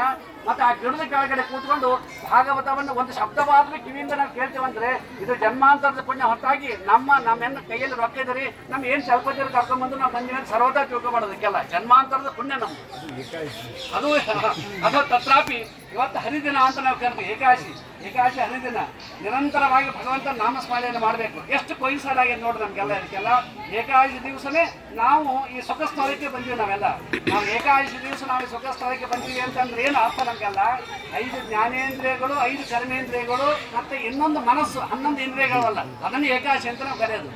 ಆ ಒಂದು ಬಿಟ್ಟುಬಿಡೋಣ ನಾವೆಲ್ಲ. 5 ಜ್ಞಾನೇಂದ್ರಿಯಗಳವ, 5 ಕರ್ಮೇಂದ್ರಿಯಗಳನ್ನಲ್ಲ, ಅವನು ತ್ಯಾಗವನ್ನ ಮಾಡಿ ಮನಸ್ಸನ್ನು ಏಕಾಗ್ರತೆಯಲ್ಲಿ ಇಟ್ಕೊಳ್ಳೋದೇ ಅದು ಏಕಾದಶಿ ಅಂತ ನಾವು ಕರೆಯೋದು. 5 ಜ್ಞಾನೇಂದ್ರಿಯಗಳ ಕಣ್ಣದು ನಮಗೆಲ್ಲ. ನಾ ಏನೋ ವಸ್ತುಗಳನ್ನು ನೋಡಬೇಕು ಅಂತ ಕಣ್ಣಿಗೆ ಅನ್ನಿಸ್ತು, ಕಣ್ಣಿಗೆ ಹೇಳೋದು, ಮನಸ್ಸಿಂದ ಹೇಳ್ಬೇಕಂತ ಕಣ್ಣಿಗೆ ಹೇಳ್ಬೇಕಂತ. ಇವತ್ತು ಹರಿದಿನ ಆದ ಏಕಾದಶಿ ಇವತ್ತೆಲ್ಲ ಭಗವಂತನ ಪ್ರತಿಮೆಯನ್ನು ಬಿಟ್ಟು ಇನ್ನೊಂದು ಏನೂ ನೋಡುವುದಿಲ್ಲ ಅಂತ ಹೇಳ್ಬೇಕು. ಬಾಯಿ ಕೇಳ್ತದೆ, ಕೆಲ ರುಚಿ ದಿವಸ ತೋರಿಸ್ಬಿಟ್ಟಿರ್ತೀವಿ ಬಾಯಿ ರುಚಿ. ನಾವು ಅಲ್ಲೆಲ್ಲ ವಾಸ ಬಂದ ತಕ್ಷಣ ನಾಲಿಗೆ ಮೇಲೆ ನೀರು ಬರ್ತದೆ, ನಮಗೆಲ್ಲ ಅದಕ್ಕೆ ರುಚಿ ಬರ್ತದೆ. ನಾಲಿಗೆ ಹೇಳ್ಬೇಕಂತ ಇವತ್ತು ಏಕಾದಶಿ ಅದ, ನೀನು ಏನು ಪ್ರಯತ್ನ ಮಾಡಿದ್ರು ನಾನು ನಿನ್ನ ನಾಲಿಗೆ ತಿನ್ನಕ್ಕೆ ಬಿಡಂಗಿಲ್ಲ ಅಂತ ಹೇಳಿ ಮನಸ್ಸು ನಾಲಿಗೆ ಹೇಳ್ಬೇಕಂತ. ಅಂದ್ರೆ 10 ಇಂದ್ರಿಯಗಳು ನಮ್ಮ ಮನಸ್ಸನ್ನು ಕಂಟ್ರೋಲ್ ಮಾಡಬೇಕು ಅಂತಾಗಿ ಇಂದ್ರಿಯಗಳ ಕಂಟ್ರೋಲ್ನಲ್ಲಿ ಮನಸ್ಸು ಇರಬಾರ್ದಂತೆ. ಹಾಗಾಗಿ ಅದನ್ನೇ 11 ಏಕಾದಶಿ ಅಂತ ಹೇಳಿ ನಾವು ಆಚರಣೆಯನ್ನು ಮಾಡ್ತೀವಿ. ನಾವು ಇಂಥ ಒಳ್ಳೆ ಪವಿತ್ರವಾದಂಥ ಹರಿದಿವಸ ಭಗವಂತನ ಹರಿಕಥೆಯನ್ನು ನಾವು ಚಿಂತನೆಯನ್ನು ಮಾಡ್ತಕ್ಕಂಥದ್ದು ಇದೊಂದು ದೊಡ್ಡ ಭಾಗ್ಯ ನಮ್ಮದು. ಏಕಾದಶಿ ದಿವಸ ನಾವಿಲ್ಲಿ ಬಂದು ಕೂತೀವಿ. ನಿತ್ಯ ಕೇಳೋದು ಒಂದು ಬೇರೆ, ಏಕಾದಶಿ ಕೇಳೋದು ಇನ್ನೂ ವಿಶೇಷ ಅಂತ ನಾವು ಅನ್ಕೋಬೇಕು. ನಿರಂತರವಾಗಿ ಭಗವಂತನ ಕಥೆಯನ್ನು ಕೇಳಲೇಬೇಕು, ಏಕಾದಶಿ ಅವಶ್ಯವಾಗಿ ಕೇಳಲೇಬೇಕು. ಅವತ್ತಿನ ದಿವಸ ನಾವು ಭಾಗವತನ ಸ್ವಲ್ಪ ಚಿಂತನೆಯನ್ನು ನಾವು ಮಾಡಿದ್ದೀವಿ ಅಂದರೆ ನಮ್ಮ ಜನ್ಮಾಂತರದ ಪುಣ್ಯ ಅಂತ ನಾವು ತಿಳ್ಕೋಬೇಕು. ಭಗವಂತ ಮೇಲಿಂದ ಮೇಲೆ ಇಂಥ ಪುಣ್ಯವನ್ನು ನಮಗೆ ಕೊಡಲಿ. ಒಂದು ಸಲ ಮಾತ್ರ ಈ ಸ್ಥಳಕ್ಕೆ ಬರೋದಲ್ಲ, ಅನೇಕ ಬಾರಿ ನಾವು ಇನ್ನೂ ಗಟ್ಟಿರೋ ತನಕ ವರ್ಷ ಬಂದು ಹೋಗೋಣ. ಆ ಭಗವಂತ ಅವರಂತ ನಮಗೆ ಅನುಗ್ರಹವನ್ನು ಮಾಡಬೇಕಂತ. ಆದ್ರೆ ಇಚ್ಛೆ ಇದ್ರೆ ಮಾತ್ರ ನಾವು ಬರ್ತೀವಿ. ಒಂದು ಸಲ ಬದಲಿಗೆ ಹೋಗಿ ಬರೋದೇ ನಮಗೆ ಜೀವನದಲ್ಲಿ ದುಸ್ತರ ಅಂದಮೇಲೆ ಇನ್ನೂ 2 ಸಲ ಬರ್ತೀವಿ. ಆದ್ರೆ ದೇವರಲ್ಲಿ ಪ್ರಾರ್ಥನೆ ಮಾಡ್ಬೇಕಂತೆ, ಮೇಲಿಂದ ಮೇಲೆ ಪ್ರಾರ್ಥನೆ ಮಾಡ್ಬೇಕಂತೆ. ನಮ್ಮ ಸತ್ಯಜ್ಞಾನ ತೀರ್ಥರ ಕಥೆಯನ್ನು ನಾವು ಕೇಳ್ತೀವಿ. ಅವ್ರು ರಾತ್ರಿ ಮಲಗ ಮುಂದೆ ಹೇಳ್ತಿರಂತೆ, ಶಿಷ್ಯರಿಗೆ ಹೇಳ್ತಿರಂತೆ, ಎಲ್ಲ ಬ್ಯಾಗ್ ಪ್ಯಾಕ್ ಮಾಡಿಬಿಡ್ರಿ, ನಾಳೆ ಬದ್ರಿಗೆ ಹೋಗೋಣ, ಗಂಗಾಸ್ಥಾನಕ್ಕೆ ಹೋಗೋಣ ಅಂತ. ಮತ್ತೆ ಬೆಳಗಾಗ್ಬೇಕು, ಬೆಳಗಾದ ತಕ್ಷಣ ಮತ್ತೆ ದೇವ್ರ ಪೇಚಿಗೆ ಬಿಚ್ಚೋದು, ಮತ್ತೆ ಪೂಜೆ ಮಾಡೋದು. ಸಂಜೆಗೆ ಹೇಳ್ತಿದ್ರು, ಮತ್ತೆ ಬೆಳಗಾದ್ಕೊಂಡು ಪೂಜೆ ಮಾಡ್ತಿದ್ರು. ಎಷ್ಟೋ ದಿವಸ ಹಿಂಗೆ ನಡೀತೀವಿ. ಎಲ್ಲ ಶಿಷ್ಯರಿಗೆ ಕೇಳಿದಂತೆ, ಏನ್ರಿ ಗುರುಗಳ ದಿವಸ ನೀವು ಗಂಗಾಸ್ಥಾನಕ್ಕೆ ಹೋಗೋಣ ಬದ್ರಿಗೆ ಹೋಗೋಣ ಅಂತೀರಿ, ರಾತ್ರಿ ಹೇಳ್ತೀರಿ, ಮುಂಚೆ ಹೇಳಿದ ಕೂಡಲೇ ಮತ್ತೆ ದೇವ್ರ ಪೇಟಿಗೆ ಇಲ್ಲೇ ತಿರ್ಸ್ತಿರಲ್ಲ ನೀವು, ಅದು ಏನು ಅಂತ ಕೇಳಿದ್ರಂತೆ. ಅದಕ್ಕೆ ಸತ್ಯಜಾನ್ ಹೇಳಿದ್ರಂತೆ, ಮನಸ್ಸಿನಲ್ಲಿ ನಾವು ಗಂಗಾ ಸ್ನಾನಕ್ಕೆ ಹೋಗ್ತೀವಿ ಅಂತೇಳಿ ಇಚ್ಛಾ ಮಾಡಿದರೆ ಸಾಕು, ನಾವು ಗಂಗಾ ನದಿಯಲ್ಲಿ ಸ್ನಾನ ಮಾಡಿದ್ಕೊಂಡು ಅನಾಯಾಸವಾಗಿ ಬಂದುಬಿಡ್ತದಂತೆ. ಅದಕ್ಕೇನು ಖರ್ಚು ಆಗಬೇಕಾಗಿದೆ ಅಂದ್ರೆ ಸತ್ಯಜಾನ್ ಮನಸ್ಸಿನಲ್ಲಿ ನಾವು ಪ್ರತಿ ದಿವಸ ಮಲಗಮುಂದು ಅನ್ನೋದು, ನಾಳೆ ಗಂಗಾ ಸ್ನಾನಕ್ಕೆ ಹೋಗ್ತೀವಿ ಅಂತ ಅನ್ಕೊಂಡ್ಬಿಡೋದು. ನಾವೆಲ್ಲ ಹೋಗೋಣ ಆಗ್ತದೆ ಗೊತ್ತಿಲ್ಲ ನಮಗೆಲ್ಲ. ಆದರೆ ನಾವು ಹೋಗೋಣ ಅಂತ ಮನಸ್ಸಲ್ಲಿ ಸಂಕಲ್ಪ ಮಾತ್ರ ಇಚ್ಛಾವ ವಿಷ್ಣು ಫಲ ನಿಷ್ಫಲ ಅಂತ ಹೇಳ್ತಾರೆ ಅದಕ್ಕೆಲ್ಲ. ಹಾಗಾಗಿ ಮನಸ್ಸಿನಲ್ಲಿ ನಾವು ಇಚ್ಛೆ ಮಾಡಿದ್ರೆ ಸಾಕು, ಅದು ಪುಣ್ಯ ನಮಗೆ ಬಂದುಬಿಡ್ತದೆ. ಗಂಗಾ ಸ್ನಾನಕ್ಕೆ ಮಾಡಿದಂಥ ಪುಣ್ಯ ಬಂದುಬಿಡ್ತದಂತೆ. ಹಾಗಾಗಿ ಮೇಲಿನ ಮೇಲೆ ನಮಗೆ ಗಂಗಾ ನದಿ ಸ್ನಾನವನ್ನು ಮಾಡಿಸಿದ್ರೆ, ಗಂಗಾ ನದಿಯಲ್ಲಿ ನಾವು ಮುಳುಗಿ ಹಾಕಿದ್ರೆ ನಮಗೆ ಮೋಕ್ಷ ಅಂತ ಸಾಮಾನ್ಯವಾಗಿ ಹೇಳ್ತಾರೆ. ನಮಗೆ ಗಂಗಾ ನದಿಯಲ್ಲಿ ನಾವು 50 ಸಲ ಮುಳುಗಿದ್ರು ನಮಗೆ ಮೋಕ್ಷ ಆಗೋದಿಲ್ಲ. ನಮಗೆಲ್ಲ ಗಂಗಾ ನದಿಯಲ್ಲಿ ಮಾಡಿದ್ರೆ ಆ ಪಾತ್ರೆಯನ್ನು ಸ್ವಚ್ಛವಾಗಿ ತೊಳೆದಂತೆ ಆಗ್ತದೆ. ತೊಳೆದಂತಹ ಪಾತ್ರೆಯಲ್ಲಿ ನಾವೇನು ಹಾಕಬೇಕು, ಶುದ್ಧವಾದಂಥ ಹಾಲನ್ನು ಒಳಗಡೆ ಹಾಕಬೇಕು. ಆವಾಗ ಮಾತ್ರ ಹಾಲು ಕೆಡದಂತೆ ತಾನು ಉಳಿತದೆ. ನಾವು ನದಿಯಲ್ಲಿ ಮುಳುಗಿ ಹಾಕಿದ್ರೆ ನಮಗೆ ಅಂತಃಕರಣ ಶುದ್ಧಿ ಆಗಬೇಕು. ಒಳಗಿನ ವಸ್ತುವನ್ನು ಹೊರಗೆ ಹಾಕ್ಬೇಕು. ನಾವೆಲ್ಲ ಒಂದು ವಸ್ತು ಒಳಗಡೆ ಇದ್ದಾಗ ಇನ್ನೊಂದು ವಸ್ತು ಒಳಗಡೆ ಹಾಕ್ಲಿಕ್ಕೆ ಬರೋಂಗಿಲ್ಲ. ನಾವೊಂದು ತಂಗಿ ನೀರಲ್ಲಿ ಹಿಂಗೆ ದಪ್ಪ ಹಾಕಿಬಿಟ್ರೆ ನೀರು ಒಳಗಡೆ ಹೋಗೋದಿಲ್ಲ. ಅದ್ರ ಏನು ಮಾಡಬೇಕು, ಒಳಗಡೆ ಗಾಳಿಯನ್ನು ಹೊರಗೆ ಹಾಕಬೇಕು, ಆಮೇಲೆ ನೀರು ನಮಗೆ ತುಂಬ್ತದೆ ಅದಕ್ಕೆಲ್ಲ. ಅದರಂತೆ ನಾವು ನದಿಯಲ್ಲಿ ಸ್ನಾನ ಮಾಡಿದಾಗ, ತೀರ್ಥ ಕ್ಷೇತ್ರದಲ್ಲಿ ಸ್ನಾನವನ್ನು ಮಾಡಿದಾಗ ನಮಗೆ ಅಂತಃಕರಣ ಶಕ್ತಿಯನ್ನು ನಾವು ಮಾಡ್ಕೋಬೇಕು. ಒಳಗಡೆ ಇರ್ತಕ್ಕಂಥ ಕಲ್ಮಶಗಳನ್ನು ನಾವು ಹೊರಗೆ ಹಾಕಬೇಕು. ಕಲ್ಮಶಗಳನ್ನು ನಾವು ಹೊರಗೆ ಹಾಕಿದಾಗ ಮಾತ್ರ ಒಳಗಡೆ ಜಾಗ ಖಾಲಿಯಾಗಿರ್ತದೆ. ಅದರಲ್ಲಿ ಭಗವಂತನ ನಾಮಸ್ಮರಣೆ ಎಂಬ ಅಮೃತವನ್ನು ನಾವು ಒಳಗಡೆ ತುಂಬಬೇಕು ಅಂತ ಹೇಳಿ ನಮ್ಮೆಲ್ಲ ಶಾಸ್ತ್ರಕಾರರು ನಮಗೆಲ್ಲ ಹೇಳಿದ್ರು. ಕೃಷ್ಣ ಕಂಸನ ಸಂಹಾರವನ್ನು ಮಾಡಿದ. ಕಂಸನ ಸಂಹಾರವನ್ನ ಮಾಡಿದ ಕಥೆ ಇದು ನಡೆದದ್ದು ದ್ವಾಪರ ಯುಗದಲ್ಲಿ. ಈಗ ಕಂಸನೇ ಇಲ್ಲಲ್ಲ, ನಾವ್ ಯಾಕೆ ಇದು ಕೃಷ್ಣನ ಕಥೆಯನ್ನು ಕೇಳಬೇಕು ಅಂತ ನಮಗೆ ಮನಸ್ಸು ಅನಿಸ್ತದೆ. ಆವಾಗ ಒಬ್ಬ ಕಂಸ ಇದ್ದ, ಈಗ ಒಬ್ಬರಲ್ಲ, ನಮ್ಮ ಪ್ರತಿಯೊಬ್ಬರಲ್ಲಿ 6 ಮಂದಿ ಕಂಸಂದ್ರಿದ್ದಾರೆ. ಅದಕ್ಕೆಲ್ಲ ಕಾಮ, ಕ್ರೋಧ, ಲೋಭ, ಮೋಹ, ಮದ, ಮತ್ಸರ 6 ಜನ ಕಂಸಂದ್ರಿದ್ದಾರೆ. ಒಬ್ಬ ಕಂಸನನ್ನು ಅನಾಯಾಸವಾಗಿ ಕೃಷ್ಣ ಕೊಲ್ಲಿದ. ಆದ್ರೆ ನಮ್ಮಲ್ಲಿ 6 ಮಂದಿ ಕೂತಲ್ಲ, ಇವ್ರು ಏನ್ ಮಾಡ್ಬೇಕು? ನಮ್ಗೆಲ್ಲ ಕೃಷ್ಣನೇ ಬರಬೇಕು, ನಮಗೆಲ್ಲ ಕೃಷ್ಣನೇ ಬರಬೇಕು, ತನ್ನ ದರ್ಶನವನ್ನು ಕೊಡಬೇಕು. ನಮ್ಮಲ್ಲಿರ್ತಕ್ಕಂತಹ ಕಾಮಕ್ರೋಧಾದಿಗಳನ್ನ ಸಂಪೂರ್ಣವಾಗಿ ನಾಶ ಮಾಡಿ ಹಾಕಬೇಕು. ಅವು 6 ನಾಶ ಆಗದ ಹೊರತು ಒಳಗಡೆ ನಮಗೆ ಭಗವಂತನ ಪ್ರಜ್ಞೆ ಎಂಬುದು ಒಳಗಡೆ ಹೋಗಂಗಿಲ್ಲ. ಇಲ್ಲ ನಮಗೆಲ್ಲ ಅವು ಹೊರಗಡೆ ಹೋಗಬೇಕು. ನಾವು ಹೊರಗಡೆ ಹೋಗಬೇಕಾಗಿದ್ರೆ ಕೃಷ್ಣನ ದರ್ಶನವನ್ನು ಮಾಡಬೇಕು. ನಾವು ಹಿಂದಿನ ದಿವಸ ಕೃಷ್ಣ ಹುಟ್ಟಿದಂತಹ ಸ್ಥಳವನ್ನ, ಯಮುನಾ ನದಿಯನ್ನು ದರ್ಶನವನ್ನು ಮಾಡ್ಕೊಂಡು ಬಂದಿವಿ. ಅದು ನಮಗೆ ಒಳಗಡೆ ಖಾಲಿ ಆಗಿದೆ ಅಂತ ತಿಳ್ಕೊಂಬೋಣ. ನಾವು ಖಾಲಿ ಆಗಿದೆ ಬಿಟ್ಟು ದೇವರಿಗೆ ಗೊತ್ತಿದ್ದಕ್ಕೆಲ್ಲ ಖಾಲಿ ಆಗಿದೆ ಅಂತ ತಿಳ್ಕೊಂಬೋಣ. ಇವತ್ತು ಅದೇ ಶುಕ ಸ್ಥಳದಲ್ಲಿ ಆ ವೇದವ್ಯಾಸ ದೇವರು ರಚನೆ ಮಾಡಿದಂಥ ಭಾಗವತದ ಶುಕಾಚಾರ್ಯ ಕಥೆಯನ್ನು ನಾವು ಅವ್ರು ಹೇಳಿದಂಥ ಕಥೆಯನ್ನು ಸ್ವಲ್ಪ ಆದ್ರೂ ನಾವು ಕೇಳಿವಂದ್ರೆ ಒಳಗೆ ನಮ್ಗೆ ಖಾಲಿ ಆಗಿದ್ದು, ಇವತ್ತು ಭಗವಂತನ ಸ್ವಲ್ಪ ತಿಳುವಳಿಕೆಯನ್ನು ನಾವು ತಿಳ್ಕೊಂಡಿವಿ ಅಂತ ಅನ್ಕೊಂಡ್ಬಿಟ್ಟು ನಮ್ಮ ಜೀವನ ಧನ್ಯ ಆಗಿ ಹೋಗ್ತದಂತೆ. ಆ ಸ್ಥಳ ಆ ಸ್ಥಿತಿಯನ್ನು ಮುಟ್ಟಬೇಕಾದ್ರೆ ಅನಂತ ಜನ್ಮಗಳು ಬೇಕು ನಮಗೆಲ್ಲ. ಆದರೂ ಸಹ ಈ ಜನ್ಮದಲ್ಲಿ ನಮ್ಗೆ ಇಷ್ಟು ಸಿಕ್ಕದಲ್ಲ ಅಂದ್ರೆ ಇದೇನು ಕಡಿಮೆ ಅಂತ ತಿಳ್ಕೊಬಾರ್ದು. ನಾವೇನು ಪಶ್ಚಾತ್ತಾಪ ಪಡಬಾರ್ದು. ನಾವು 70 ವರ್ಷ ದಾಟಿದವ್ರು ಬಂದ್ಬಿಟ್ಟಿವಿ, ಇನ್ನೇನು ಮಾಡ್ತೀವಿ ತಿಳ್ಕೊಬಾರ್ದು. ಈಗಾದ್ರೂ ಬಂದಿವಲ್ಲ ಅಂತ ತಿಳ್ಕೊಬೇಕು. ನಮ್ಗೆಲ್ಲ 70 ವರ್ಷಕ್ಕೆ ಈಗಾದ್ರೂ ಬಂದಿವಲ್ಲ, ಮುಂದಿನ ಜನ್ಮದಲ್ಲಿ ನಾವು 70 ವರ್ಷಕ್ಕಿಂತ ಮೊದಲು ಈ ಕ್ಷೇತ್ರಗಳಿಗೆ ದರ್ಶನ ಮಾಡ್ತಕ್ಕಂಥ ಭಗವಂತ ಕೊಡ್ತಾನೆ. ನಾವು ಇನ್ನು ಮುಂದೆ ಹೋದರೆ ಇನ್ನೊಂದು ಜನ್ಮದಲ್ಲಿ ಮತ್ತೆ ಇನ್ನೊಂದು 10 ವರ್ಷ ಕಡಿಮೆ ಮಾಡ್ತಾನೆ. ಕಡಿಮೆ ಮಾಡಿ ಸಣ್ಣ ವಯಸ್ಸಿನಿಂದ ಭಗವಂತನ ಧ್ಯಾನ ಮಾಡ್ತಕ್ಕಂತಹ ಶಕ್ತಿಯನ್ನು ಭಗವಂತ ನಮಗೆ ಜನ್ಮಾಂತರದಲ್ಲಿ ಕೊಡ್ತಾನೆ. ಅನಂತ ಜನ್ಮಗಳ ನಮಗೆಲ್ಲ ಅನಂತ ಜನ್ಮಗಳ ಸಾಧನೆ ಅಂತ ನಮಗೆ ಮೋಕ್ಷ ಆಗಬೇಕು. ಹೊರತಾಗಿ ಒಂದು ಜನ್ಮದಿಂದ ಸಾಧ್ಯ ಇಲ್ಲ. ನಾವು ಈ ಜನ್ಮದಲ್ಲಿ ಏನು ಸಾಧ್ಯವನ್ನ ಮಾಡಿದರೆ ದೇವರಲ್ಲಿ ಇಷ್ಟೇ ಕೇಳ್ಕೋಬಹುದು. ನಮಗೆ ಆಚಾರ್ಯ ಶ್ರೀಮದ್ ಆಚಾರ್ಯ ಸ್ವಂತಮೇ ಜನ್ಮಿನಿ ಅಂತ ಇಷ್ಟು ಮಾತ್ರ ನಾವು ಭಗವಂತನ ಪ್ರಾರ್ಥನೆ ಮಾಡ್ಬೋದು. ಅಂತ ಶ್ರೀಮದ್ ಆಚಾರ್ಯರ ಸಿದ್ಧಾಂತದಲ್ಲಿ ಕೇಳುವಂತಹ ಮನಸ್ಸನ್ನೇ ಜನ್ಮಾಂತರದಲ್ಲಿ ಕೊಟ್ಟು ಅವರನ್ನೇ ನಮಗೆ ಗುರುಗಳನ್ನಾಗಿ ಜನ್ಮಾಂತರದಲ್ಲಿ ಮಾಡುವುದು ಇಷ್ಟು ಮಾತ್ರ ಕೇಳ್ಬೋದು. ಹೊರತಾಗಿ ನಾವು ಭಾಗವತ ನಾವು ಕೇಳಿವಿ, ಇಷ್ಟೊತ್ತು ಕೂತೀವಿ, ನಮ್ಗೆ ಏನಾದ್ರು ಕೊಡುವಂತ ದೇವರು ಕೇಳಿದ್ರೆ ಏನೇನು ಕೊಡೋಂಗಿಲ್ಲ. ನಾವು ಏನು ಮಾಡಿಲ್ಲ, ಏನು ಕೊಡೋದು ದೇವರು ನಮಗೆಲ್ಲ? ನಮಗೆ ಜನ್ಮಾಂತರದಲ್ಲಿ ಅಂತಹ ಗುರುಗಳನ್ನು ಕೊಡು, ಅಂತಹ ವೇದವ್ಯಾಸ ದೇವರ ಗ್ರಂಥಗಳನ್ನು ಸಾಕ್ಷಾತ್ತಾಗಿ ಮನಸ್ಸಿಗೆ ನಮಗೆ ತಿಳಿಯುವಂತೆ, ಅರ್ಥ ಆಗುವಂತೆ ಶ್ರೀಮದಾಚಾರ್ಯ ಜ್ಞಾನದ ಮುಖಾಂತರವಾಗಿ ನಮಗೆ ತಿಳಿಸುವ ಪ್ರಯತ್ನವನ್ನು ಮಾಡಿ ಅನುಗ್ರಹವನ್ನು ಮಾಡುವ ಅಂತ ಹೇಳಿ ನಾವೆಲ್ಲರೂ ಸೇರಿ ಆ ಭಗವಂತನಲ್ಲಿ ಪ್ರಾರ್ಥನೆಯನ್ನು ಮಾಡೋಣ. ನಾವೆಲ್ಲರೂ ಭಾಗವತ ಎಷ್ಟೋ ಸಲ ಕೇಳಿದ್ದೀವಿ, ಏನು ಹೊಸದೇನಲ್ಲ.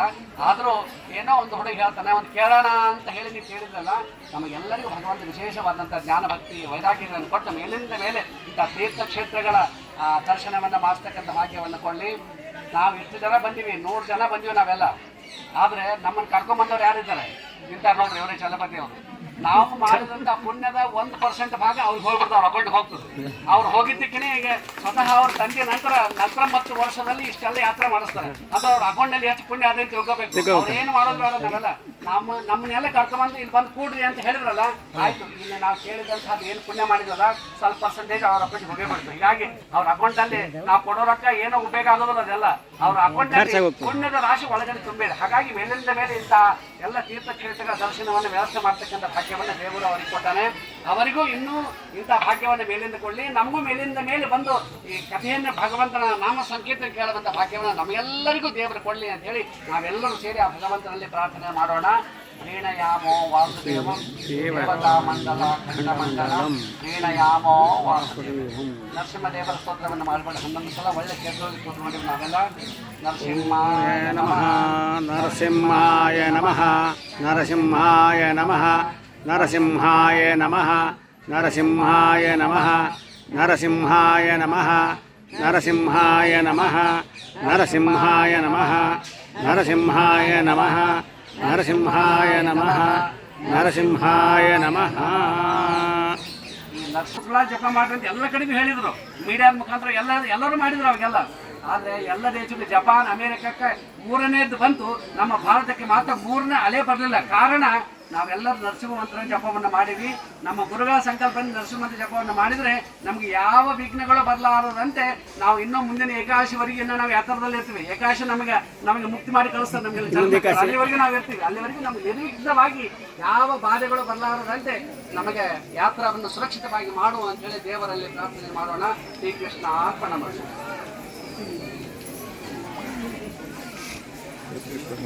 ಹೇಳುವುದ್ರಿ ನಿಮ್ಗೆ ಅದ ಅಂತ ಇಲ್ಲಿ ಕೂತೀರಿ.